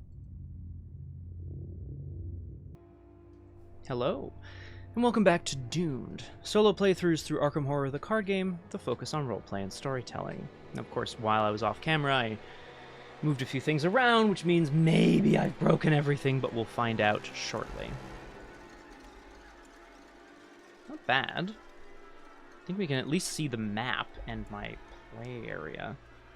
It looks like absolute ass, though. Let's get the allies down here together, at least. And a bandage, and a cosmic flamme. Oh! Well, not none. Not none on here, but certainly less, and let's hope it stays that way. As always, let me know if you know, the mic is too far from my mouth or the music too loud or whatever. As we get... That's so funny, Aragwen. Sister Mary is not here. Isabelle Barnes left Miskatonic University with Dr. Armitage in tow, ventured through the Merchant District in Easttown, where she picked up her friend and fellow investigator Jim, who turned her on to how to control... Didn't turn her on. Turned her on to how to control her newfound magical ability. Where is this cosmic flame coming from? Oh, not none. I understand. We need... Hang on, Aragwen. What do we need on the RPG Clinic YouTube before Datafall? This? I hope not. Or just the... Oh, read intentions is neglected. I see. Okay, I understand. You were there for Blazing Chrome's character creation, eh, Aragwen? I'm taking charms that make up for the fact that my resolve and guile would be shit otherwise, at least. But, like, read intentions is gonna be shit! Yeah, Mistrich, I have to assume that the cosmic flame is some sort of power passed down to Isabelle either through her sort of lineage, like the Barneses have always had sort of mystical powers. Nomhair, what do we think? Does Jenny have mystical powers? She has time manipulation, right? Or it's something that she obtained while she was being captured. While she was captured by the Olmsteads, she was sort of like training her spirit to try to escape. Not legally binding. Good, Aragwen. Good, good, good. I will try. I will try. I promise. He will try. Isabelle has... On her way through to Arkham Asylum, she spotted a bird, a whippoorwill, whose call was echoing out through the city, and she believes is being used by the Brethren of Ash to bring beasts down upon them. This bat horror descended upon her, which she managed to flame away. And then the Servant of Flame is here now as well. They both have 2 damage on them, which means the bat horror is 1 2 damage hit away from death. Servant of Flame less so. So we need a way of dealing damage. That's what we need. Graspy Loot, hello. Welcome to Doomed. Wonderful to have you with us. Good. We're at 5 out of 10 Doom.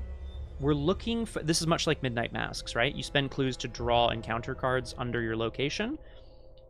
We've exposed 1 elite enemy, the Servant of Flame, but we got some damage down on it and another enemy. Yes, Namir, exactly. Well, seems like a nice fella. I have no complaints, honestly. I think we'd get along like a house on fire. See about the accent.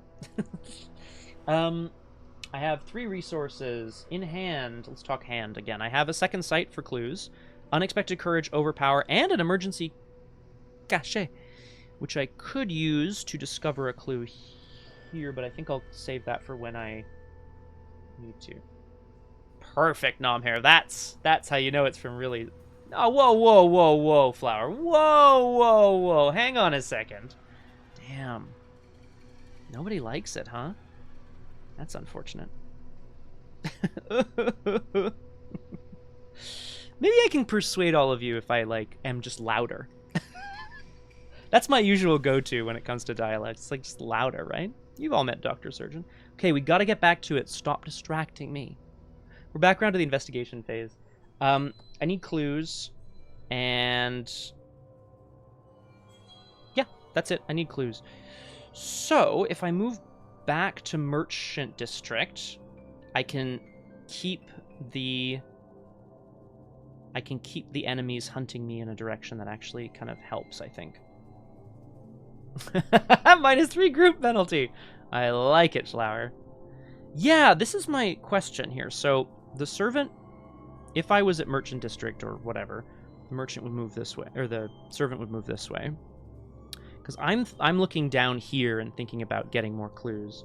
moving somewhere, playing the emergency cash, getting out a second sight. Oh, hell yeah. Oh, perfect. The quick move is very clutch, I agree.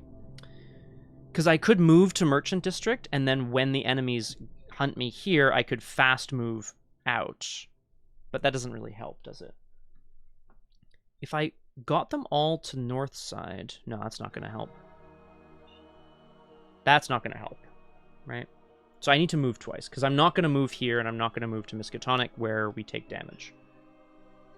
I mean, that's pretty bad, yeah. So I'm going to move twice to the Merchant District, where I am going to... I need clues, but I think I need second sight down, and I don't have the resources for it, so I'm going to play Emergency Cache for 3 more resources, which means next turn I'll get a second sight down, and I will be using it to, you know, hurt people. We'll use it to get clues, I should say.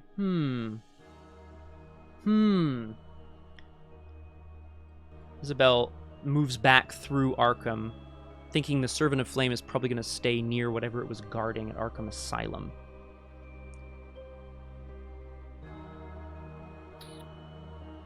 If I keep people will come to Easttown. And then we need to get away from Waterfront and Merchant. To stay away from them.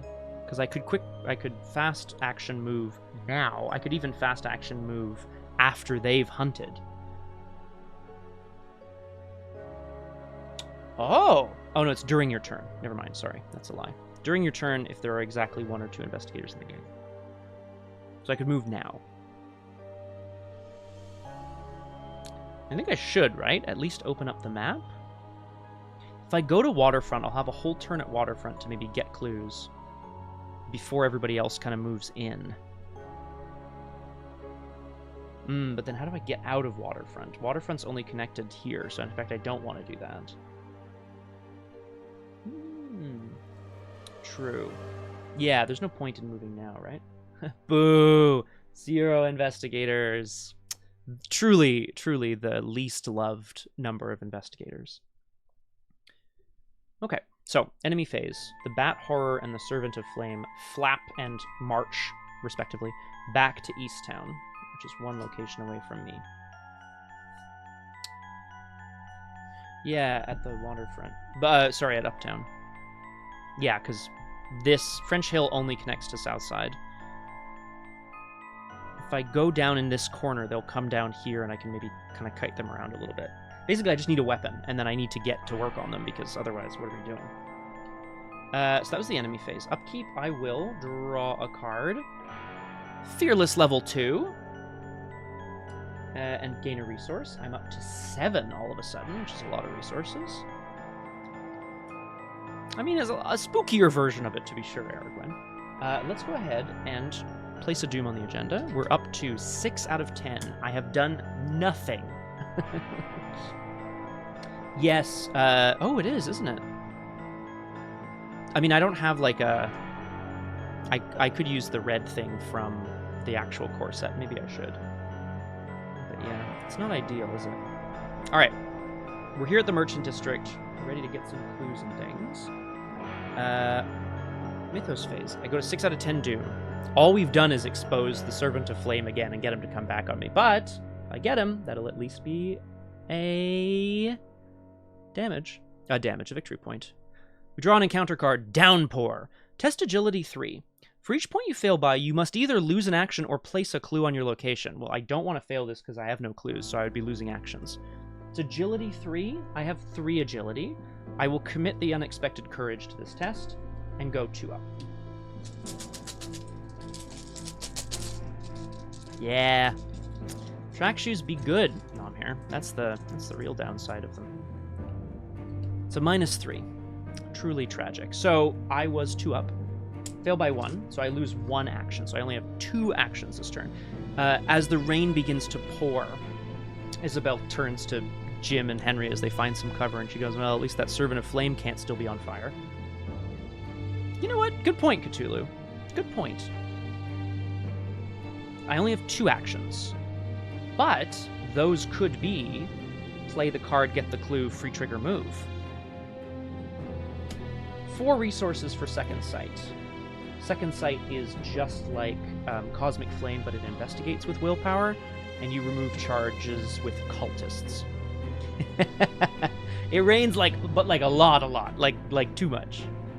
Also, you're at Riverfront in the Merchant District, you know? Or sorry, this is the Waterfront District. I'm going to investigate now with my brain. I have 6 brains. This is a Shroud 3 location. Literal cats and dogs. I'm reaching down into the depths, boys. +1. That's nice.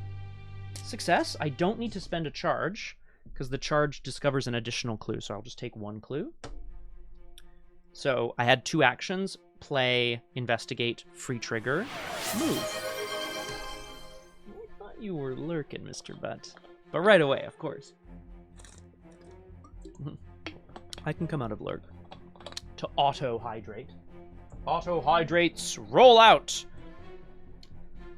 With a hint as to where their next target is located. Yay! He's a bit of a silly goose, isn't he? We fast move down to Southside. Situated on the southern slope of French Hill, Southside is perhaps the most welcoming and quiet of Arkham's districts. Well, not for long. It has 2 Shroud, 2 clues. Double action. Investigators at this location draw a combined total of 3 cards, divided as they choose. I'm not mad at getting 3 cards, but... in my hand, I have an Overpower and a Fearless. And in the bin, in the discard pile, I have many things, but specifically an Unexpected Courage that I can commit to a test, which I'm not mad at. 2 Shroud and 2 clues is quite nice. I'm going to investigate with my eyes. Group limit once per round. Now, it's double action, though, right? So, like, it's not, you know... Yes, true. This is the end of the investigation phase, though, so our friends, the Servant of Flame and the Bat Horror, are going to move. They will go to the Merchant District, because they must. But, like, next turn could be draw 3 cards and move, right? But, like, I should probably make some progress, too. I need to destroy these guys. That's the long and the short of it. The Servant of Flame leads its screeching creature down through the town. Isabelle can hear them coming. She can hear, like, screeching and so on. Coming for her. But there's nothing that she can do about it, at least as of yet. Upkeep did I take no damage or horror that round? Wow. Upkeep draws me a Scrape By. This is a new card from the core set. It's sort of like a super-powered Lucky. 1 cost, 1 XP. Fast. Play when you would fail a skill test, during which a non-tentacle token was revealed. You succeed at that skill test instead. If a token with a symbol was revealed, take a horror. So this is a survivor, you know, scraping by, just making it. So this is going to be great if I have a pretty clutch test or whatever. Doesn't work on tentacles, as a reminder. I know a few people in the chat do work on tentacles. Again, a resource. Yeah. Okay. Mythos. Ugh. We go to 7 Doom out of 10. It would be really nice if I could, like, actually clear a couple of cards. A couple of enemies in the next round. And we draw an encounter card.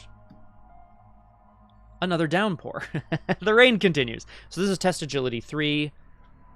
I really can't afford to lose actions here, so I'm going to recommit the Unexpected Courage out from under me to go 5 to 3. I mean, I can lose a couple, but yeah, they do, don't they? They look like little coins, little pachinko coins. I feel like they're like the ones that you would get at a they're the ones that you would get and bring to like an amusement park, you know?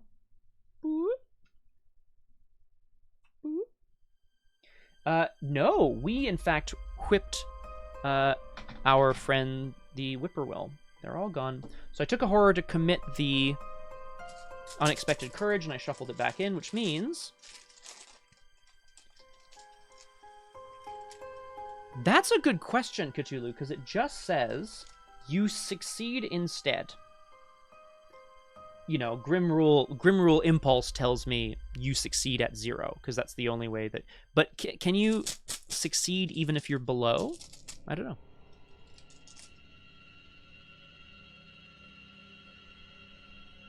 Yeah, exactly. Non-hair, right?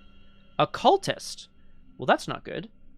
Oh no, -1. If this is a test targeting an elite enemy, reveal another token, but it is not. So, boop, goes back in.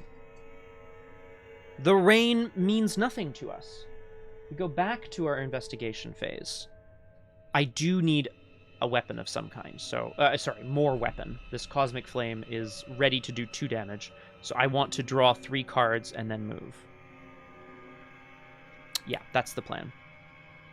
That's the plan. It's not a very exciting plan, but it is a plan nonetheless. Double action, draw 3 cards, because otherwise I'm just like, I'll get, maybe the other option is get some clues, move to Uptown, get another enemy out, another elite enemy out, but then what, right? Then there's presumably, I haven't looked at any of the enemies, but presumably some of them are going to be like, ooh, talk to me, you know, and some of them are going to be like, investigate my location, and some of them are going to be like, I'm going to kill you now. A classic. Do I still want to do... Yes, draw 3. Weakness? Will of the Cosmos? Lucky Charm. No weapon. Pursued is a basic weakness that I drew. We are being pursued right now, so this feels very appropriate time-wise. After an enemy enters your location, take a horror. Double action, discard. Pursued. Well, I can't worry about that right now, because I just gotta run. We're moving on to Uptown, where we are being pursued, but hopefully our chosen hunter can turn the tables. Uptown. The newest district in Arkham is filled with fashionable shops, swinging jazz music, and a growing population of students and young newcomers. And the weakness is out now. I mean, it's not out of the deck, but you know. Uptown is 3 shroud and 2 clues, and it says the old magic shop on it. I know you can't see this, Nomhair, but this is Miriam Beecher's old magic shop, I think. Come to ye old magic shop to discover the wonders of real magic. Stage magicians will not be served. 3 shroud, 2 clues. Search the top Search the top 9 cards of your deck for a spell or ritual. Add it to your hand. Shuffle your deck. If no card was added this way, draw a card. Well, I have a spell I want. It's Cosmic Flame. So I'm not like... Yeah, literally Flower. I'd love that. He's also... The thing is, he's also, like, he does real magic, as well as being a stage magician. But, yeah, and that's the funky part, though. Nomhair, where's my hand? It says... It doesn't say you automatically succeed. It just says you succeed instead. You succeed at that test instead. Oh, the other version. Okay, all right. So here we are. I did manage to draw a couple cards. This is good. But that's the end of my turn. Enemy phase. Enemies move to south side, where I'm going to try to confront them maybe this coming turn. Maybe. Feels dangerous, doesn't it? Feels very dangerous, actually.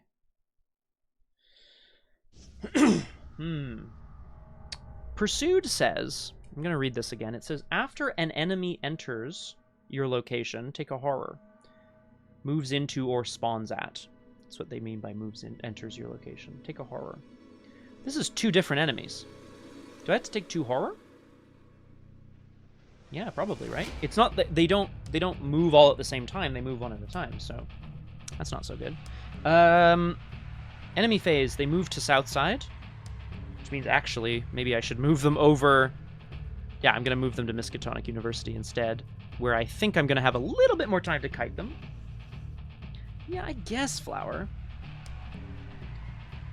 Ugh. I need my... If I get the other Cosmic Flame, I'll have it in hand. If I get the... I'm just trying to think about what I want to do here. I have to just start working on these enemies, right? Worst case scenario, one of them, as soon as the Servant of Flame attacks, either through Retaliate or whatever, it's elusive, so it'll move to a connecting location and exhaust, and then I can go after it later. Ah.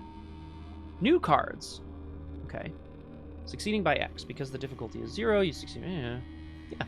Oh, there you go. Oh, okay, so it does lower the difficulty to 0 because you automatically succeed. That's cool. I like that a lot, actually. Upkeep draws me... Have I drawn for upkeep? No, I just did double action move. Okay. Upkeep draws me another copy of Second Sight. Lol. And gains me a resource. I'm out of resources. Thank you very much, Nom here. After an enemy moves into or spawns at your location, take a horror. Yeah, you're right. It's my fourth sight, actually, is what I have. 4 eyes. Got a lot of cards in hand. Okay. Mythos phase. We are up to, if I'm not mistaken, 8 out of 10 Doom. It's time to start knocking people's heads in. Exactly. They're locked in with me! So yes, so I need to go into their location to prevent this thing from triggering. Fuck! That's... Oh! I knew it would be an enemy! I drew a rogue gangster. Hunter, prey, most resources. That's me. Retaliate. Forced. After rogue gangster engages you, lose a resource. I also have to... if you cannot, the enemy attacks you. Also... an enemy entered my location, so I have to take a horror, which I will. I'm up to 3 horror, 5 health, 6 sanity remaining. Oh, no, what am I doing?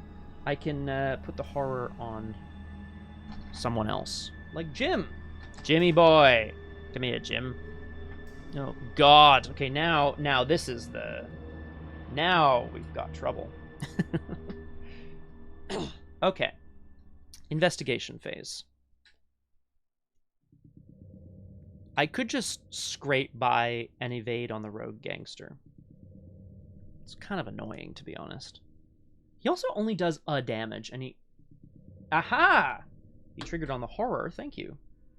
Thank you very much, Flower. I will exhaust Jim to draw a card. It is a Cosmic Flame! Hoo, hoo, hoo, hoo! Love that. Okay. Well, that's what I wanted. Dr. Henry Armitage says the first action you perform each round does not provoke attacks of opportunity. Unfortunately, if I play my Cosmic Flame, I'd be playing it over one of my other cards. So I think what I want to do instead... True. No, I'm here. Honestly, we're living in the future. Just big old lenses on my face. So I could Cosmic Flame and kill the gangster, and then last action move into Southside, and then get absolutely pummeled by enemies. What I would prefer to do is move into Southside, kill the Bat Horror, and then I've got a whole ton of enemies ready to kick my ass. But I think that's... So I might have to take some attacks of opportunity here. If I play over my Cosmic Flame, I've quote-unquote wasted a charge. But... and then also... Oh no, it's after Rogue Gangster engages you. So, I should say as well, Isabelle has been venturing forth, trying to find some other, help. Maybe a hired goon or something that she can use against the Servant of Flame when he eventually shows up. And instead, as she moves into the magic shop, she is confronted by a large man, arms crossed in front of him, grunting at her. Just steps forward. Miss Barnes, I think we have business. So I would like to move into Southside and then shoot with the Cosmic Flame. And then I can, next turn, play another Cosmic Flame over this one for free. It's not free, obviously. I did that, Mr. Bunn. I did it. It was... Oh, Miss Barnes. He, like, grunted the sound. He didn't make the sound of a grunt. You little freak. Okay, what else do I have in hand here? Oy, oy, oy, oy, oy. Right, okay.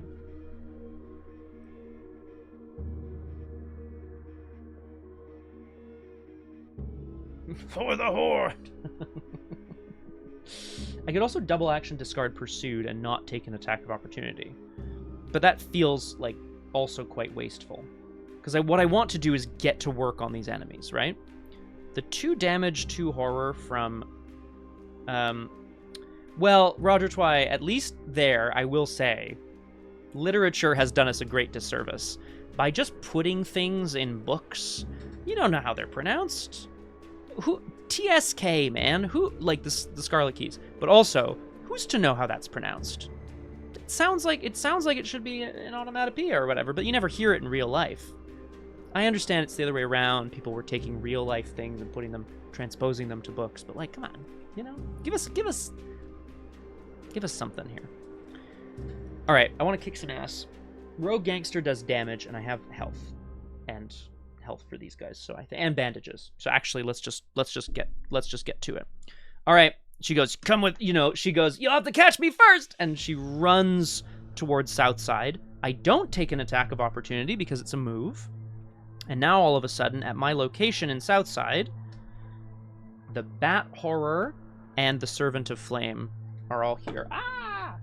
Caca!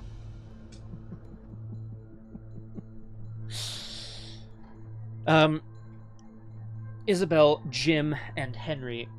Yeah, exactly, Flower. I want all books to be 80 pages longer. Phonetic pronunciations of everything, please. Go on. Isabelle rounds the corner and is confronted by a cloaked figure again, wielding a massive axe sword curved thing that she does not recognize. It is also a light. Whoa. That's okay. Yes. Okay. All right. Congratulations, Flower. You have succeeded. You get 1 point on actually. Oh, see, do you see, Aragwen? It's so frustrating. Because of course it should be Gnome. GNU. Yes, I don't take an attack of opportunity because Dr. Henry Armitage prevents me from doing so. He throws sand in the guy's eyes. I have 2 actions. Aha! Dr. Henry Armitage says, the first action you perform each round does not provoke attacks of opportunity. Okay, right, you got it. Okay, cool. Let's kick some ass. I'm going to shoot the Bat Horror with the Cosmic Flame. That sounds awesome. Action, fight, willpower. I have 6 willpower. 6 to 3. Am I committing any cards to this test? 6 to 3. I think I should keep my committing cards for the Servant of Flame.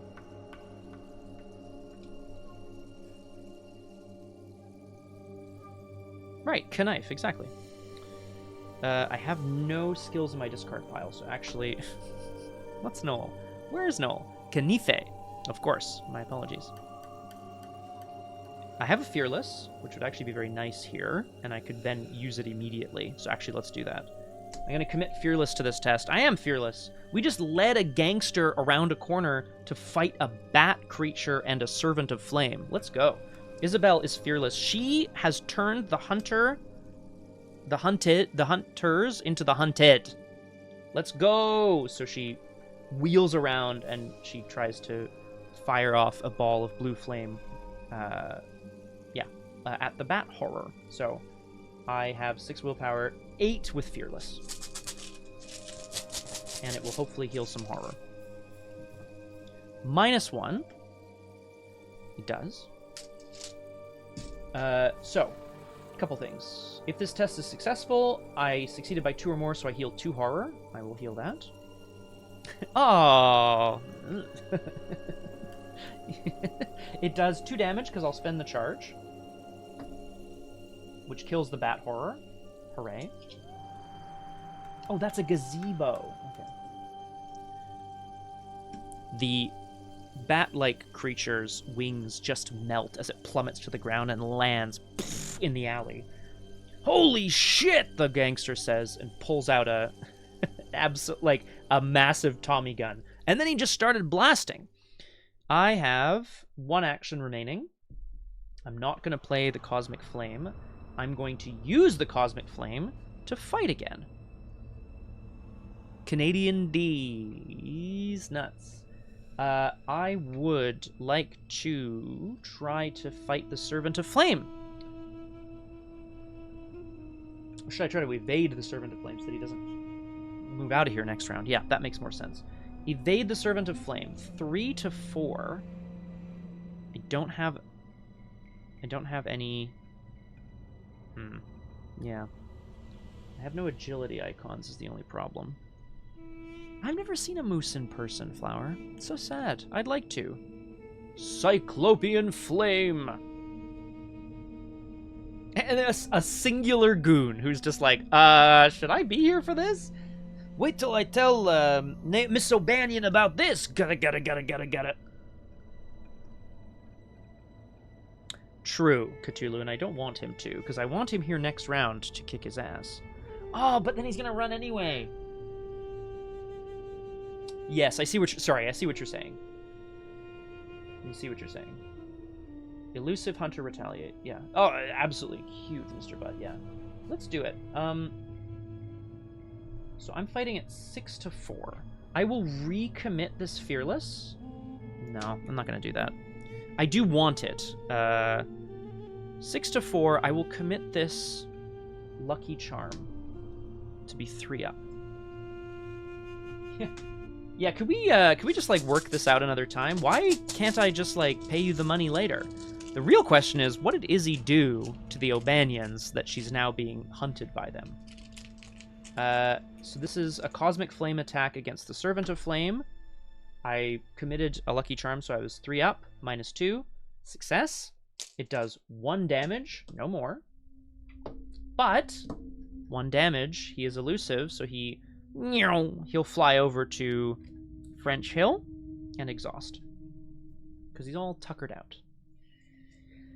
In the enemy flays, the rogue gangster rears back and punches, he grabs Henry Armitage and he starts dragging him away. Hey, you bring him back! You bring him back! I did not know that, Mr. Butt. How often are they in the water together is the real question. I do like it, though. Okay, I still have a clue. I'll be playing over my Cosmic Flame next round. I would love to take out this Servant of Flame, like ASAP. If I get into French Hill, I can get some clues and stuff. Okay, the damage goes on Henry Armitage. Jim's already exhausted, tuckered out from this big fight. Upkeep. We draw. Okay, bye, Aragwen. Safe travels, please. Draw a card. It's an Unexpected Courage. Huzzah. We gain a resource. We go up to 5. Drive safe, land safer. And we go around to the Mythos phase. Well, at this point, we've now seen her melt a bat-like creature. And he's like, oh, I'm out of here. Miss O'Banion will appreciate this old geezer instead. We go to 9 out of 10 Doom, and we draw an encounter card. Flash Flood. Attach it to your location. Attached location gets +4 Shroud. When the round ends, discard Flash Flood. Okay, so 6 Shroud here at Southside, but it doesn't actually do anything else, which is fantastic. Great. Oh, and the Servant of the Flame should have readied. This is, a torrent of water from all the rain. I think actually, you know what? A roof collapses somewhere nearby, and just a gush of water pulls the gangster and Isabelle off their feet. Whoa! Oh, okay. I mean, you put 2 big creatures together, who knows what's going to happen, right? And we're back around to the investigation phase. Jim also should have readied. So that was pretty good, actually. Okay. I want to kill the Servant of Flame. I don't really mind anything else, to be honest. So I'm going to spend 3 resources. I'm at 9 out of 10 Doom, Nomhair. But I think I can kill the... Where is he? I think I can kill the Servant of Flame before the agenda flip, and then I'll have at least 1. Let's play a Cosmic Flame over the Cosmic Flame. I do not suffer an attack of opportunity because Dr. Henry Armitage makes it so.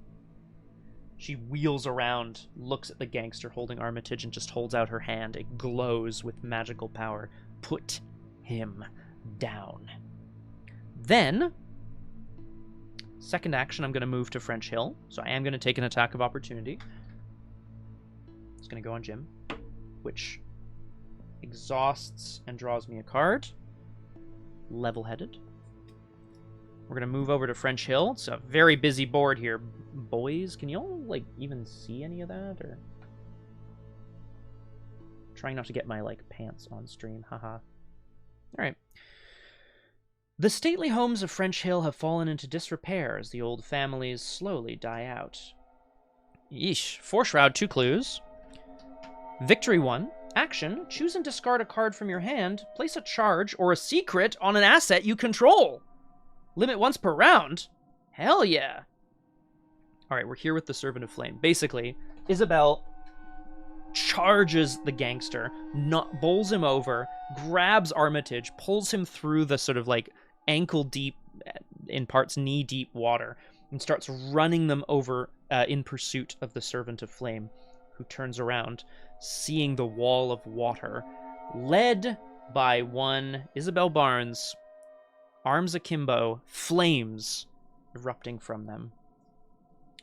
So I played a card. I didn't have to take an attack of opportunity. I moved. I did take an attack of opportunity, and I will fight with the Cosmic Flame. I will fight the Servant of Flame.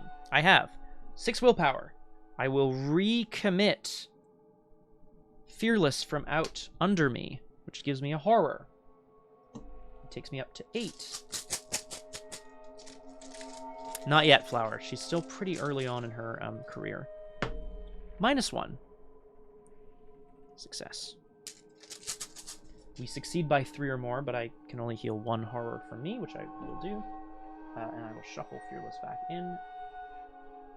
And I will spend a charge from Cosmic Flame to deal 2 damage. Oh!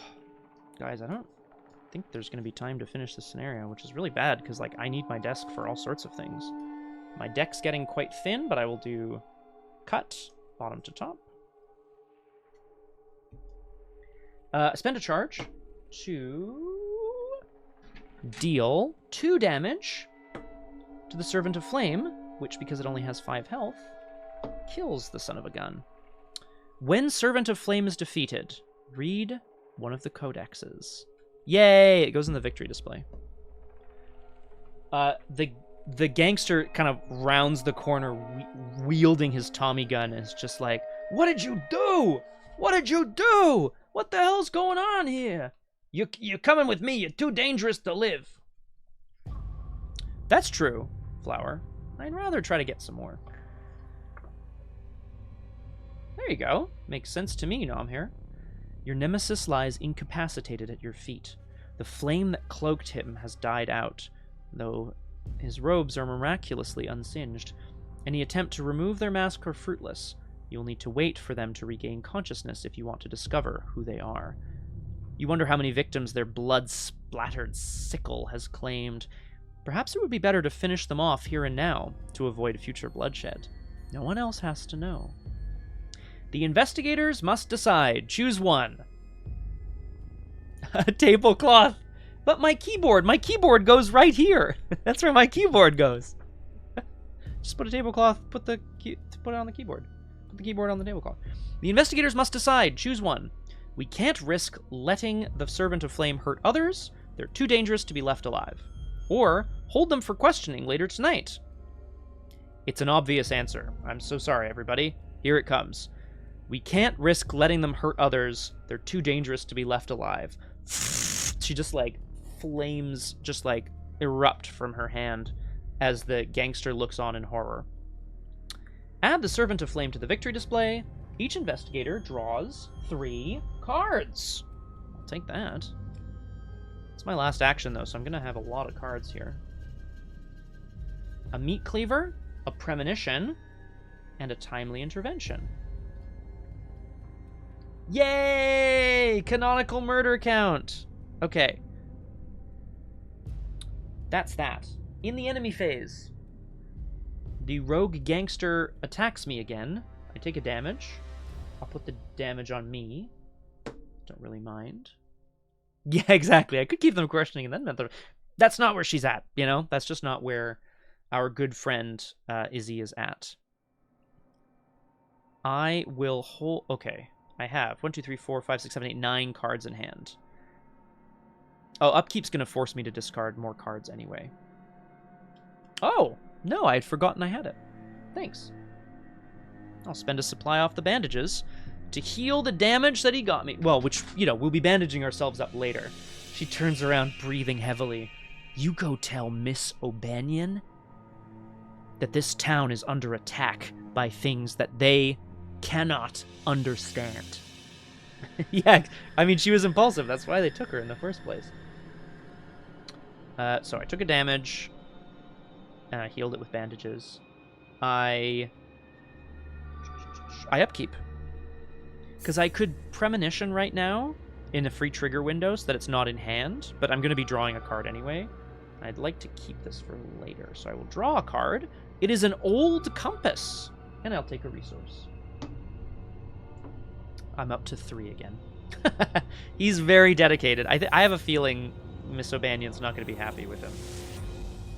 I need to discard some cards, so I'm going to discard Overpower, so it's in the bin. Yeah, basically. I like that. Oh, I like that a lot, Cthulhu. Overpower in the bin. Do I have any other skills in here? No. Which I can recommit.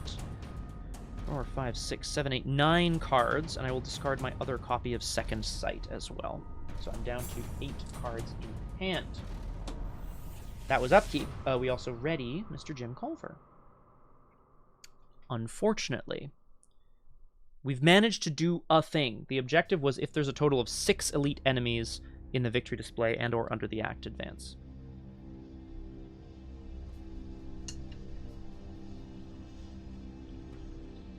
I think I will take take a photo if I have to, for sure. Yeah, like I don't, you know, I don't think it's impossible for me to set this up here. I'd also like to finish the scenario, you know? We go to 10 out of 10 Doom, which means we must advance to Agenda 1B.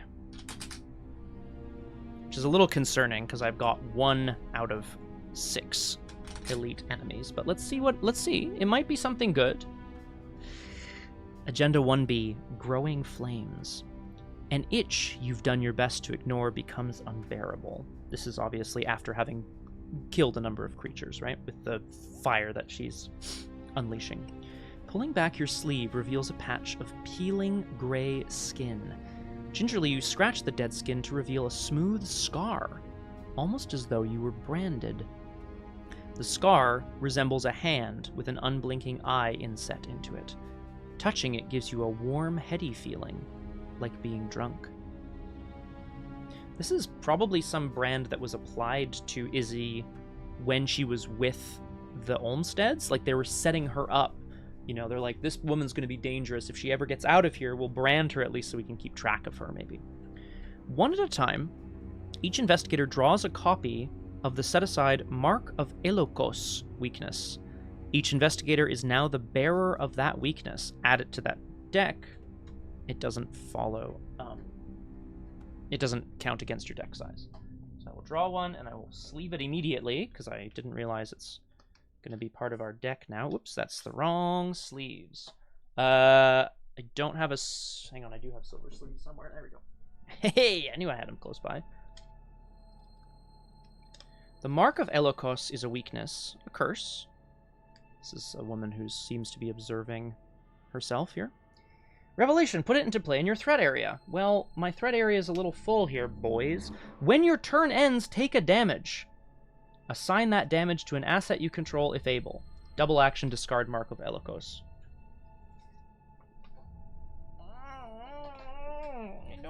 I have bandages and I have soak. Do we just ignore it until we have a free turn? Seems unlikely. Alright. Agenda 2A. Emergent evils. Steam rises off the wet pavement. as though the ground beneath it were actually burning, which it will. It was, you know, it was burning. We were burning things, and now the ground is hot. Action resign. You return to compare notes with Dr. Armitage. 8 doom. And we draw an encounter card. Crossfire. Get down! Okay, so this is the gangster being like, oh, good, backups here. Bang, bang, bang, bang, bang. Revelation, test agility 3. If you fail, each investigator at your location takes a damage. Well, it's 1 damage. It's 1 damage. I'm going to test 3 to 3 because I have a timely intervention in hand. Just a little insane. Uh-oh. Careful, Jim. We're testing 3 to 3. Ooh, this chaos bag is so full. -1. I would fail. I will play timely, or I will commit timely intervention from hand. You may commit it from your hand after revealing chaos tokens. So I will pass after the fact, which I'm okay with. Isabelle is too busy looking at this mark, going, what have they done to me? And Jim manages to grab her and throw her to the ground. What are you doing? Bang, bang. Phew! You know, bullets whiz above their heads. We're back around to the investigation phase. I could do a couple of things here. I would love to get another clue so that I can get more enemies out. I'd love to get clues off of French Hill. I think I need to kill the gangster. It's just so sad. It's so slow. But I think that's the play. And then we can, like, get clues kind of as we need, I think. A couple of clues. We'll be able to start drawing the location, the things beneath us here. French Hill has a victory point as well. There's 1 victory point on the board. Downtown also has one, but it has clues. Servant of Flame has a victory point, so we're at 2 currently. Yeah. Let's, we're back around to the investigation phase. The bullets whiz above their heads, and she's getting ready to kill the guy. Rogue Gangster has Retaliate, which is a bit annoying, but I think that's okay. I think we just go for it. I wouldn't mind a meat cleaver down as well, to be honest. Well, yeah. Because I think I'm going to need another ability to fight. Cosmic Flame's running out really quick, but French Hill says, choose and discard a card from your hand, place a charge or a secret on an asset you control, limit once per round. So actually, let's do that right now. I will discard a copy of Level-Headed. It does not provoke attacks of opportunity. So it just places a charge on Cosmic Flame, because I imagine I'm going to need them. Then I'm going to fight the Rogue Gangster. 6 to 3. She's like, okay, I'm ready. We're done. Here we go. 0. Success. I'll spend the charge that I just put down to deal 2 damage to the gangster.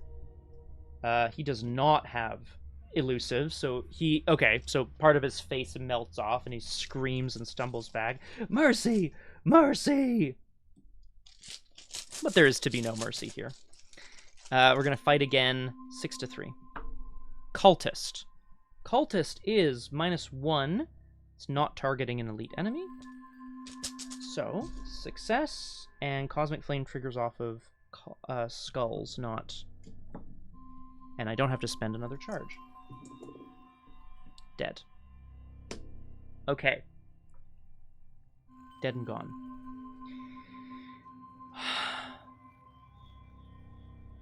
Deep breaths. She stands over the corpse. Henry and Jim... Well, Henry looks sick. Jim Culver's like, no, you know, if you burn them, they can't come back as a ghost. Everybody knows that. Let's pretend that's the lore in this universe. At least we've got no one on our tail right now, he says. At the end of your turn, when your turn ends, take a damage, assign it to an asset you control if able. I will assign it to Henry, who I will then heal the damage off of. And if there's no supplies on bandages, discard it. but I did take damage, so I will exhaust Jim to draw a card. Whee! It's another copy of Jim Culver! Feeling right as rain, old Jimmy boy. Okay, no enemies on the board for the first time in a long time. We draw... upkeep draws us... we ready Jim. It draws us a perception and gains us a resource. We're up to 4. I'm really not mad about that. Isabelle Barnes stands here at French Hill, looking around. Why was the creature, that servant of flame, why was it leading us here? If it was just trying to escape, surely it would escape back into one of the busier districts, where it could hide more easily. Why is it here? That's it for upkeep, so we... 1, 2, 3, 4, 5, 6, 7, 8 cards in hand. Woo, we go to 1 out of 8 Doom. We draw an encounter card. Here it comes. French Hill has an arcane lock. Not a bad spot for it, to be honest. Revelation, attach it to your location, limit 1 per location.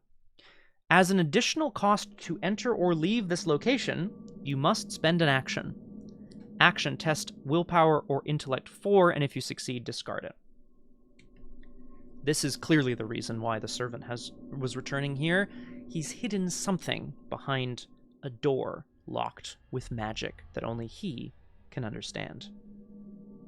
We're back around to the investigation phase. So this is an extra action to leave this location, which means I won't be leaving this round. Do I play the meat cleaver before I do anything else? No, I hold on to the meat cleaver. Yeah.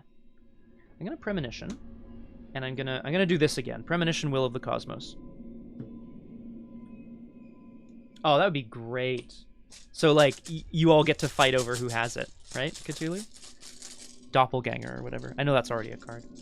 Premonition draws me a Elder Thing, -1 for each clue you control. Currently just the 1. But I'm about to discover 2 more.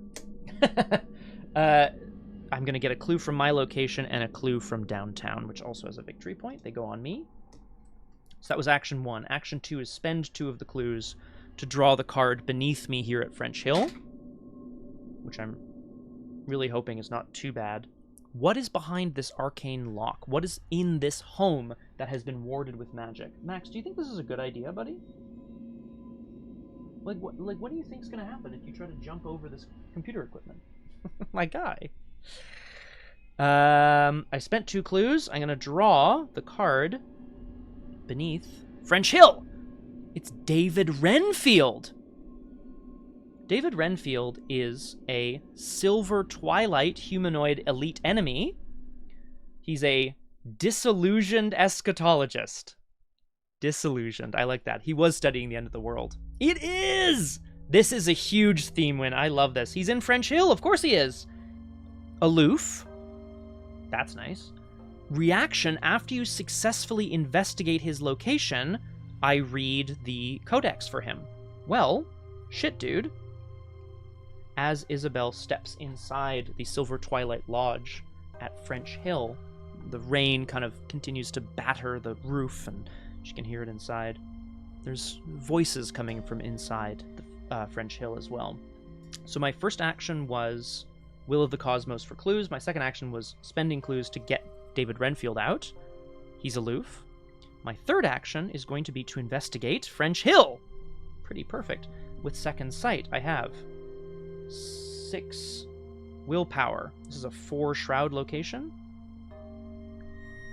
I think we recommit something to this test. Oh, no, I know what I'm going to pull. I'm going to pull a -1. I know what I'm going to pull. I'm going to pull a -1. So I pulled a -1. Boop, boop. -1 for each clue you control. I've had a premonition of this. So let's talk theme win here. It's after you successfully investigate. So I successfully investigate, I get the clue. Isabelle finds herself inside the Silver Twilight Lodge, which is where she kind of presumes that the Servant of Flame was trying to escape to. Now, why? Why does the Silver Twilight Lodge have something have some relationship with this creature of flame, this Brethren of Ash. She draws her weapons closer to her as she gets ready for a fight. Turning the corner, there's a man hunched over a desk, writing furiously. Freeze, Renfield. I don't know what you people have going on here, but it's going to end today. I found your little creature outside. Exactly.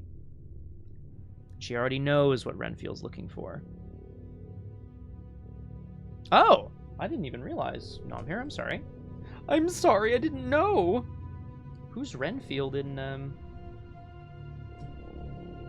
don't know, police squad or whatever. Okay, right. So I have to read. I've successfully investigated his location. Ah, Dracula dead and loving it. Love that. Okay. Codex 1, David Renfield. The haughty Mr. Renfield tries to brush you off politely. When you mention the Brethren of Ash, he flees down a nearby street. Oh, fuck, right out the window of the Silver Twilight Lodge. Although you give chase, he is surprisingly fleet-footed. Move David Renfield to a connecting location with no investigators if able. Okay, well, that's fine. I wanted to go there anyway. He runs to Southside. Place a resource from the token pool on him as a lead. If there are one lead on him, continue reading. Otherwise, you can trigger it again. Okay. So, that's fun. You, like, have to run around to catch him, but I think we're going to catch him because if there is one lead on him, continue reading. Eventually, you find Mr. Renfield. Great question. Not allowed. Just not allowed. It's unique. And so if he comes into play, you have to discard your copy, I guess, right? Eventually, you find Mr. Renfield hiding in a cluttered bookshop. After you explain yourself and your intentions further, he acquiesces to your questioning. I think also the blue flame on her hands and the scorch marks on her body probably give him pause as well. I only attended the meeting out of an academic curiosity, he says. While much of what they said was utter drivel, I did glean some insights. It seems the Brethren of Ash worship an ancient devil named Elokos, a being of fire and destruction, said to be responsible for the Great Fire of Alexandria, or so they claim. As if that was something to take pride in. When you mentioned the Brethren, I worried you were one of them. They are an army of thralls, all united under their queen. You have successfully interrogated the suspect. Place David Renfield beneath the act. Don't mind if I diggity-do. Well, there you go. That's sad, though, if you had David Renfield going. That is the end of my turn. We have successfully interrogated David Renfield. That's one more elite enemy. At the end of my turn, I have to take a damage and assign it to an asset I control. Let's put it on Dave, which draws me a card with Jim. It's a fearless level 2. Maybe I'll get my bandages back eventually. No enemies. Upkeep draws me another card. It's the other copy of Fearless level 2. Lol. And I go up to 5 resources. Yes, seriously. Yeah, it's so... Yeah. I'm actually super chuffed with the idea of, like, old investigators, like, coming back as allies or whatever. But, like... Sadly, yes. He's unique. It doesn't really make sense. I mean, it makes sense lore-wise, but it doesn't make sense player-wise. Man, I want to play Jim. Okay.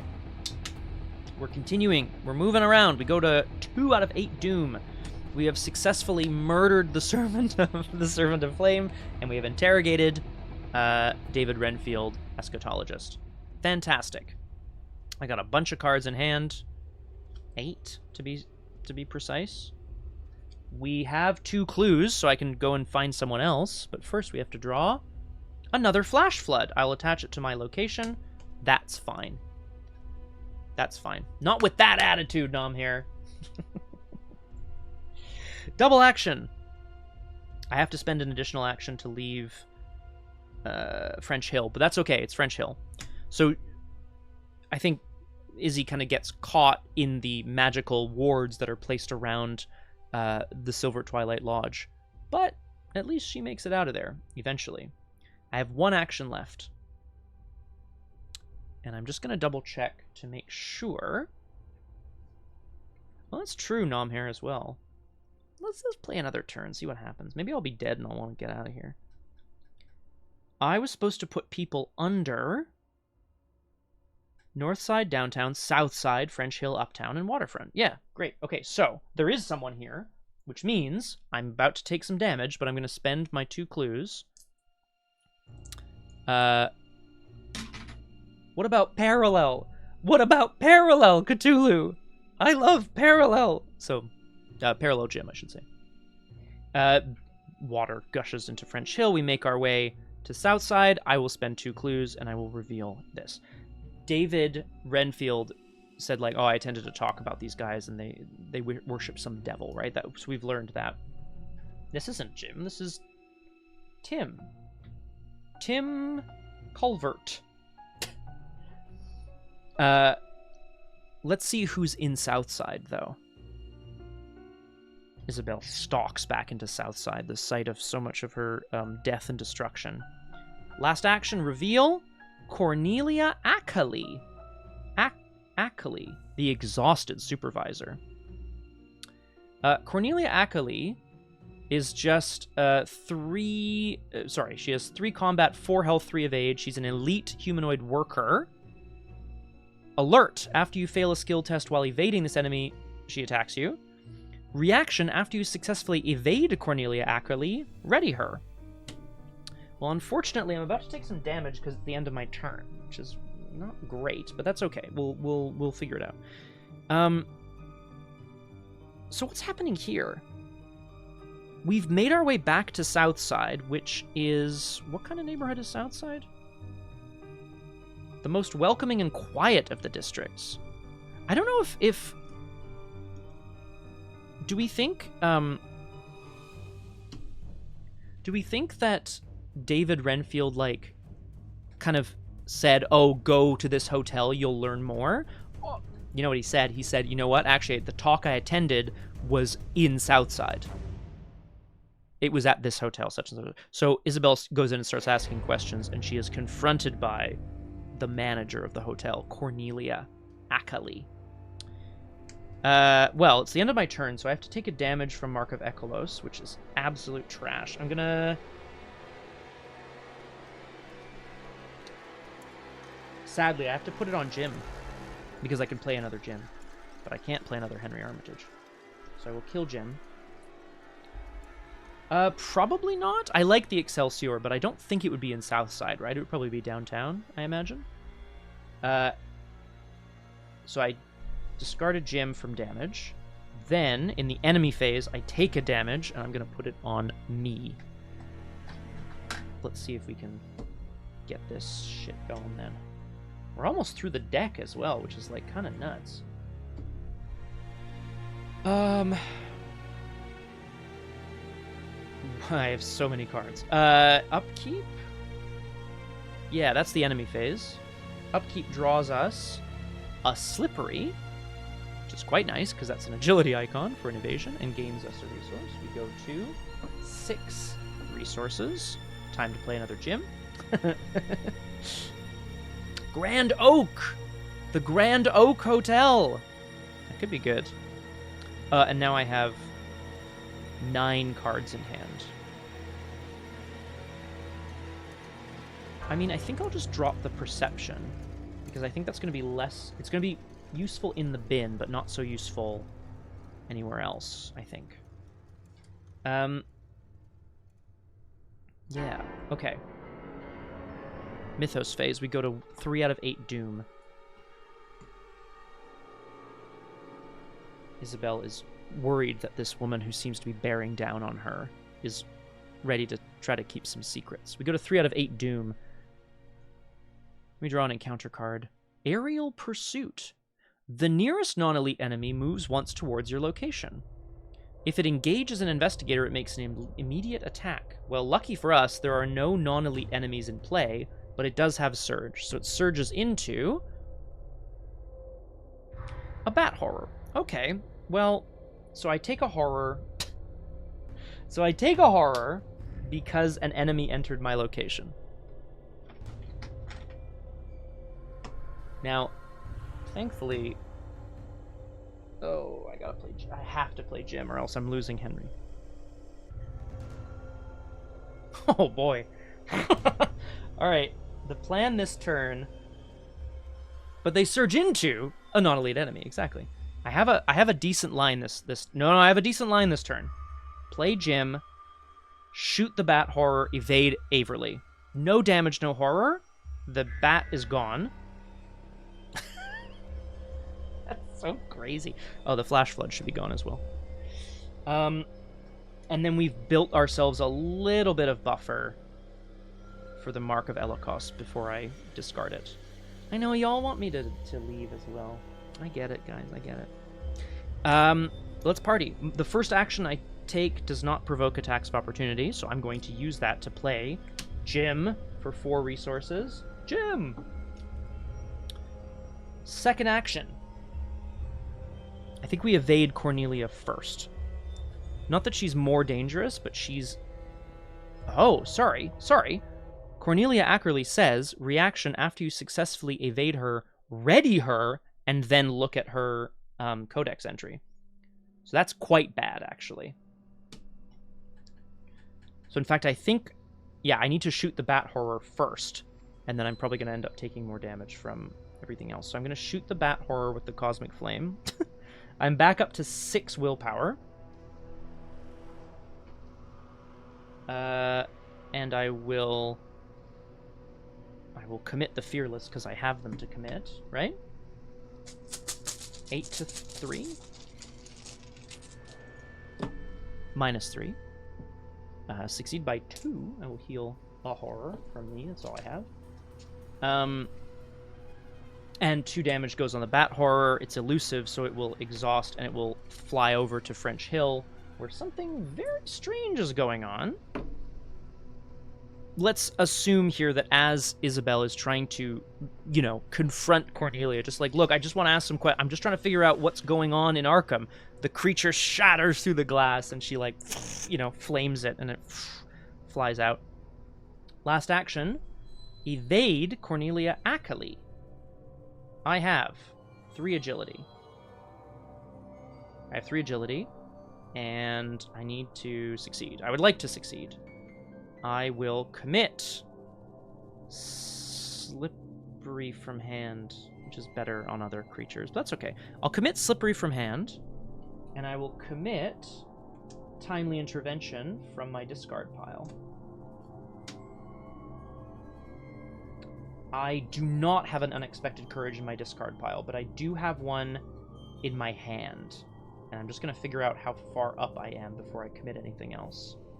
I'm currently 3 up. I committed a Slippery and a Timely Intervention. I have to take the horror for the Timely Intervention. Seems good. Let's go 3 up. I guess I may... No, it's fine. -1. Success. Timely Intervention goes back. Cultist into Tentacle. How wooed. After you successfully evade Cornelia, ready her, and then go to the second thing. Let's hope that we have interrogated her and she's going to go away. I'm not going to cut. I have so few cards left. You bet, Cthulhu. Talk soon, buddy. Thanks so much for being here. Codex 2, Cornelia Ackerley. You find Miss Ackerley working the late shift at a rundown garage. Oh. Okay, so never mind the hotel. we flamed the bat that was coming for us, and it screeched off towards French Hill. And then we found... She must be on Amanda's list, right? She seems friendly enough as she offers you a cigarette, but the moment you mention the Brethren of Ash, her expression hardens, and she points you to the door. Heal 1 horror! Whee! Ah, the Hotel Garage. I come from a long line of hoteliers, the Garages. Place a resource from the token pool on her as a lead. If there is 1 lead on her, continue reading. Eventually, your words get through to the grumpy foreman. She apologizes and invites you to sit down. I went because a couple of my friends at the NHI factory talked them up. Apparently those Brethren of Ash are preaching something about a glorious rebirth for all of their followers. I tuned out the rest of it. I don't really go for that kind of flim-flam anyway, Cornelia says. Cornelia, if your friends say, hey, come to this religious service, the first question out of your mouth is it a cult? And they'll say no, regardless, so then you're kind of back at square zero. When you ask her about her friends, she shakes her head. All 3 of them haven't shown up to work for the past few weeks. You have successfully interrogated this suspect. Place Cornelia Ackley beneath the act. Ali. That's 2! Successfully interrogated and 1 destroyed. That is the end of my turn. I must take a damage. I have to put it on Jim, but I will exhaust Jim to draw a card, which will immediately... I drew a Ward of Protection. He's going to ready in upkeep right now, along with the Bat Horror that I can hopefully keep away from. Draw a card. It's the Timely Intervention. Well, a Timely Intervention. And gain a resource. Go up to 3 again. Oh. Yeah, well, that's it, Flower.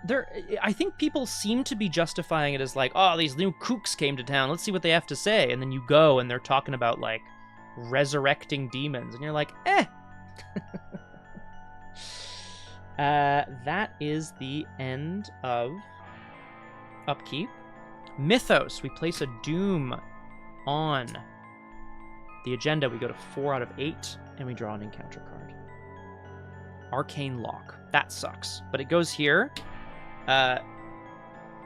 Entering or leaving this location costs an extra action. The Bat Horror is right behind me. Where am I going to go? I want the clues from here so that I can move to Uptown and find the person at Uptown. That's what we do. We're back around to the investigation phase, folks.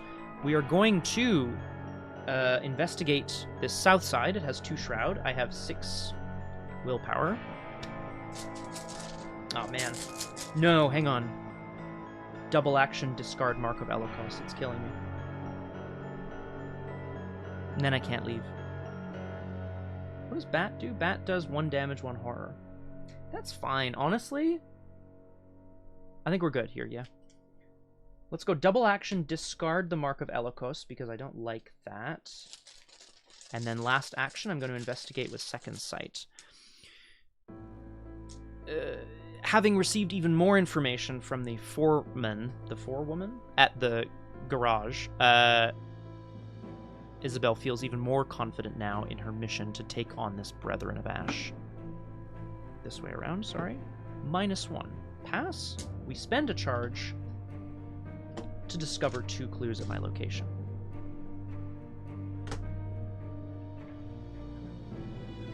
Flower, I'd like to think that I'd be a seeker or a survivor. Realistically, I'd probably just be a helpless passenger. Here's my helpless passenger. You know, that's me, probably. Anyone else in chat, though? Thoughts, feelings? Okay. Investigation phase done. The Bat Horror swoops back in and attacks me for a damage and a horror. It also entered my location, so I have to take a horror again. So that's 2 horror and 1 damage. I'm putting 1 of the horror on Jim. I'm putting 1 of the horror on me. I'm taking 1 damage on him as well. And I'm going to draw a card from Jim. But because it's elusive, it attacks, and then it moves out of my location and exhausts. So it will ready an upkeep. Also in upkeep, I will draw a card. It's a Timely Intervention and gain a resource. 4 resources and way too many cards in hand. Scrape by, Unexpected Courage, Meat Cleaver, Old Compass, Fearless, Ward of Protection, Timely Intervention, Perception, Timely Intervention. Perception goes in the bin, I think. And that's 8. Yeah. Arkham of that era. Yeah. I will put Mark of Elokos underneath there. Oh, oh, you can choose? Oh, I thought it was just who are you most likely to be. Oh, if you had to be in the narrative. Yeah. No, I would love to be the guy who's just like, I sculpted something and it's like a nightmare creature. Can you help me with this, Doc? We go to 5 out of 8 Doom and we draw an encounter card. Isabelle is rightly pissed about the creatures trying to attack her, but at least they've gotten some information. Eager for Death. Test Willpower 2. Increase this skill test difficulty by 1 for each damage on you. So, difficulty 4. If you fail, take 2 horror. Well, that's okay. I'm at 6 willpower, so I will just take this test. I would be a random corpse. -1. Man, I keep pulling that -1. Success. Nothing happens. We're back around to the investigation phase. It's going to cost me 2 actions to move out of here. What I would really like to do is get the last clue at downtown so that I get another victory point. So double action move to merchant, fast move to East Town, last move to downtown. I'm far ahead of my enemies. Because I could also, there's someone under Uptown, there's someone under North Side. So I'm thinking, I'm not gonna, I could also go to Waterfront, which might have a victory point. The Rotting Remains. Double action move to merchant, free trigger to East Town, last action to downtown. The O'Malley Wallies! Fucking foreign. What are we talking about? I love it. Okay. Okay. That was a whole turn of just moving. The Bat Horror manages to escape its arcane prison and is immediately locked in another one in Southside. Yeah, because I want this clue for the I want this clue for the victory point, and then North Side for the last guy. I think that's the play. That's the play here. We'll see. Upkeep draws me one of my last cards in my deck. It's Isabelle's Twin 45s. Lovely. But I once again have too many cards in hand. I'm going to discard this old compass, which is crazy, but, you know. Waste not, want not. I think that's what they say. Yes! Yes, Nomhair, something else that's changed in Chapter 2. All the unique cards unique to any investigator's deck, are classed now and not neutral. Which makes it funky, right? So, like, but they're still they're level null. They don't have a level, so you can't do, like, oh, no, hang on, resourceful doesn't care about that, does it? It just says add a survivor card to your hand. So, yeah. So, Isabelle's Twin 40... This version of LCG is clearly, like, they say that you can play it with Chapter 1 cards, and I think you can, but, like, so now you could resourceful back your guns, say, or whatever. 1, 2, 3, 4, 5, 6, 7, 8 cards in hand. I upkept. Have I placed my Doom? No. We go to 6 Doom. We've got time for one more thing, folks, and we draw an encounter card. Raising Suspicions. Place, a Doom on the nearest enemy with no Doom on it. Yeesh. If no Doom was placed by the effect, it gains Surge. Wait, no, hang on. I'm gonna Ward of Protection this. You can't raise Suspicions on my watch. I refuse. I have to take a horror. I'll put it on me, which triggers Jim, which draws me an Unexpected Courage. Yeah, but then they should have just called it Aversion 2. Come on. All right, I've warded the Suspicions. Izzy is, like, pushing as hard as she can. This creature's not going to get me. That creature's not going to get me. I'm going to find out what's happening back here at Arkham Asylum. Yeah, exactly, Mr. Bud. I know what you're talking about. This is where I first found the Servant of Flame and then led him all across the city. Yeah, it's 6 ammo. Oh, so you may not have seen this before, Nomhair. I think I played it last scenario, but... Sorry. I played it last scenario, but, you know, you didn't necessarily play it. It looks like shit because of the... Anyway, I'll read it to you. Spend 1 ammo, fight, using combat. You get +1 combat and deal +1 damage. Reaction. After you resolve the above ability, spend an ammo and exhaust the Twin 45s, fight with agility. You get +1 agility and deal +1 damage for this attack. So what's nice about it, it's 6 ammo, which is 12 damage, but as long as you're okay fighting with combat and agility, you can go bang bang and do 4 damage in one action. Very exciting. It wouldn't help with the elusive enemy, the Bat Horror. Anyway, thank you for your Patience. Pissy ammo. Just ridiculous. Doesn't make any sense. So, clue, move, spend the clues. Yeah. Let's investigate downtown. Oh, and I can heal a horror when I discover one or more clues. Second sight investigates me at 6 to... Oh, hell yeah. Let's commit the Fearless. Actually, sorry. Let's commit the Fearless from my discard pile. This is going to be crazy. I'm going to take a direct horror, which goes on me, because it's direct. It's going to go back into my pile of 2 cards. But I'm investigating at 8 to 4. Yeah, makes sense. They were pretty beat up. They got a lot of work on them, right? Tablet, -3. Still a pass. We pass by 1. We heal a horror. Boop. This shuffles back in. I'm allowed to shuffle into a deck of 1 card. Right? Hang on. Yeah, you're not allowed to shuffle into a deck with no cards. You're allowed to shuffle into a deck with 1 card. Okay. Healed a horror, and then this also heals a horror. I'm going to heal it off of Jimbo, I guess? Okay. Get the clue. Yeah, and I've been a bit silly here, Flower, by not kind of recommitting ones from the discard pile that much. But that's okay. We're going to move over to North Side, and we're going to spend 2 clues. Here we go. Third action, last action. Last turn will be the last turn. Next turn will be the last turn. As we reveal the final boss at North Side. Naomi O'Banion. What the fuck? This woman comes out of the woodwork. She's just got a pistol kind of cocked over one shoulder.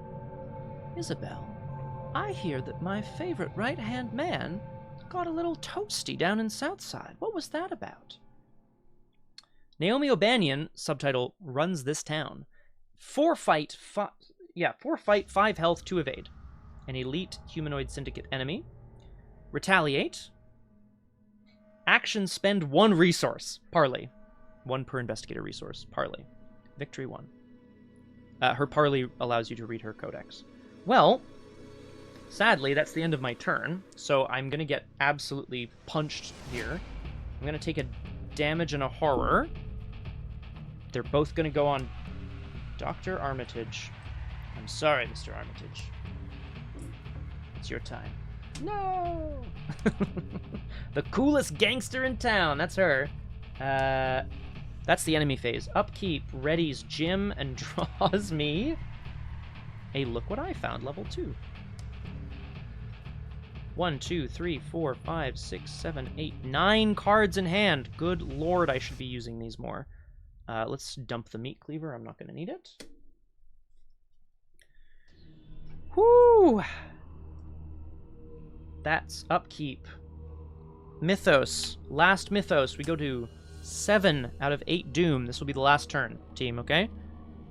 Encounter card is Crossfire. Makes sense. Naomi O'Banion's like, alright, well, she hasn't denied it, and in fact I have eyes in the sky, dear, so to speak.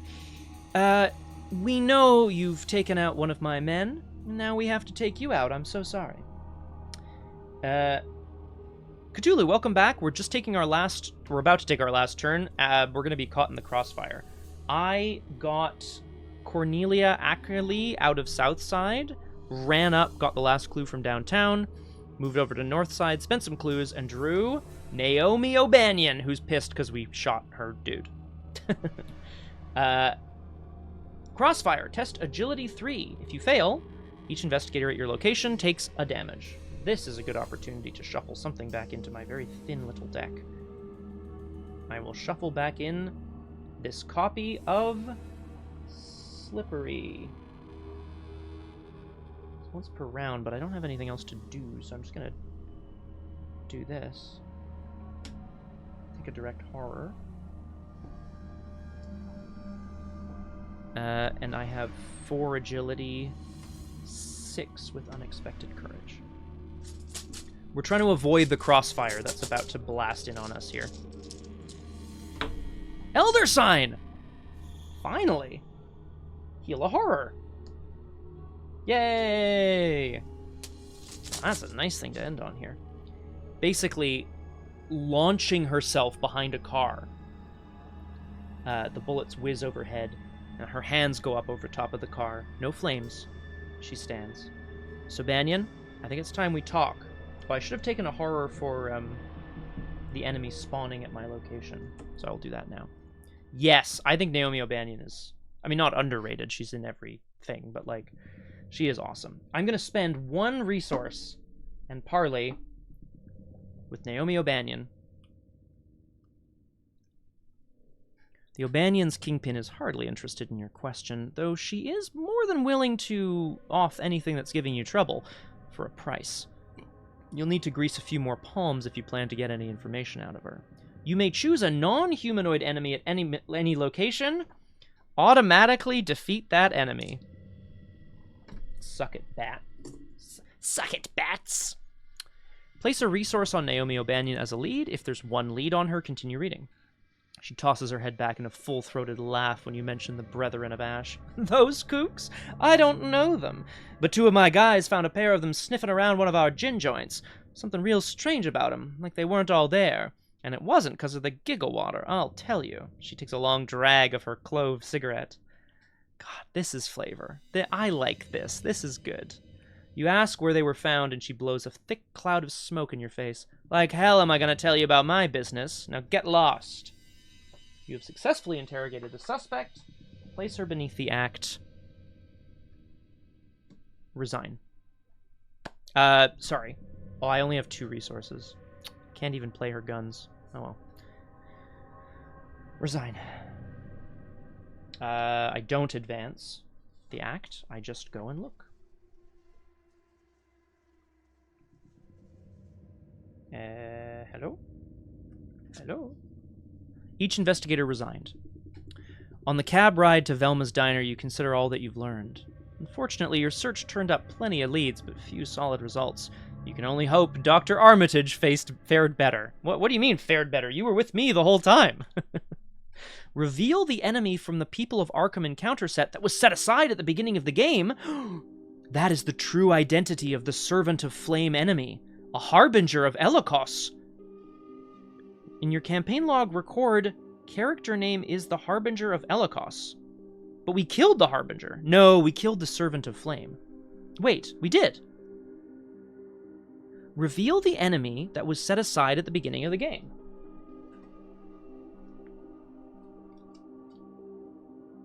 Sergeant Earl Monroe. Oh, Sarge.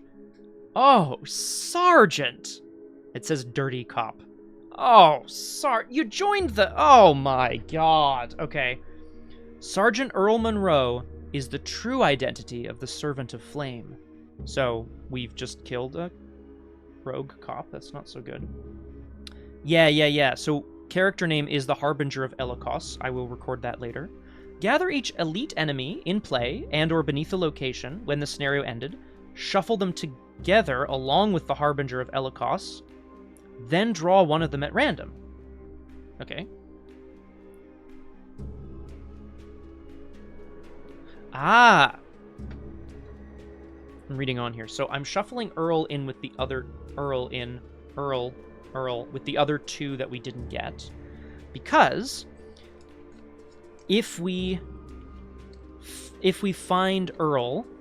we discover the cult's whereabouts in the campaign log, and if otherwise, we fail in our search. So the more we get, the better likelihood we have. This is my left.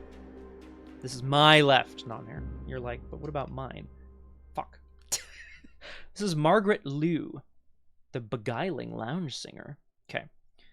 So I failed in our search in the campaign log. Just out of curiosity, it was actually the middle one anyway, so that's okay. All right. So Sergeant Earl Monroe is the Harbinger of Elikos, and we failed in our search in the campaign log. If the Servant of if the Servant of Flame is in the victory display, record that we killed the Servant of Flame. Then we earn experience equal to victory X, along with 1 bonus experience for each enemy beneath the act. If the Servant of Flame was beneath the act when the scenario ended, skip to resolution 2. Ooh, that would be if he escaped, I guess. And otherwise, proceed to scenario 3. Just bottom on top. Of course. So we have 3 enemies under here, each worth 1 victory, plus French Hill 4, Miskatonic University 5, Downtown 6. 6 XP. Pretty nice. Okay. Woo-wee! 6 XP. I got a dash because we got Drew Crew in about 40 minutes' time. My friends, this has been an absolute blast. Izzy zipping around. She got absolutely slammed by enemies right at the top of the scenario, but managed to come out on top thanks to Jim Culver, Dr. Henry Armitage, and her ability to mitigate damage and horror quite well. What else has happened to her in this scenario, though? She was pursued. She gained some sort of scar from the Brethren of Ash, the Mark of Elokos or something. We discovered that Sergeant Earl Monroe was the Servant of Flame, but he is dead. So, good, I think, all things considered, but we did not find the hideout, apparently. It is what it is, my friends. Thank you all for joining us. As a reminder, in 40 minutes' time, it's Drew Crew over on Liz's channel. Join us tomorrow on RPG Clinic's YouTube for the second of 3 character creations for Datafall. So exciting. It does, doesn't it? I'm pretty pleased. So that means next week you should be able to join me for the grand finale, Brethren of Ash, which, if the original core set is any indication, Izzy is probably going to get absolutely slam-jammed and destroyed. But she'll do it in style, I'm sure. Thank you so much, my friends. We'll see ya next time. I know, Nomhair. You gotta figure out what you're spending your XP on. Just kidding. We'll see you next time on Doomed. Bye-bye.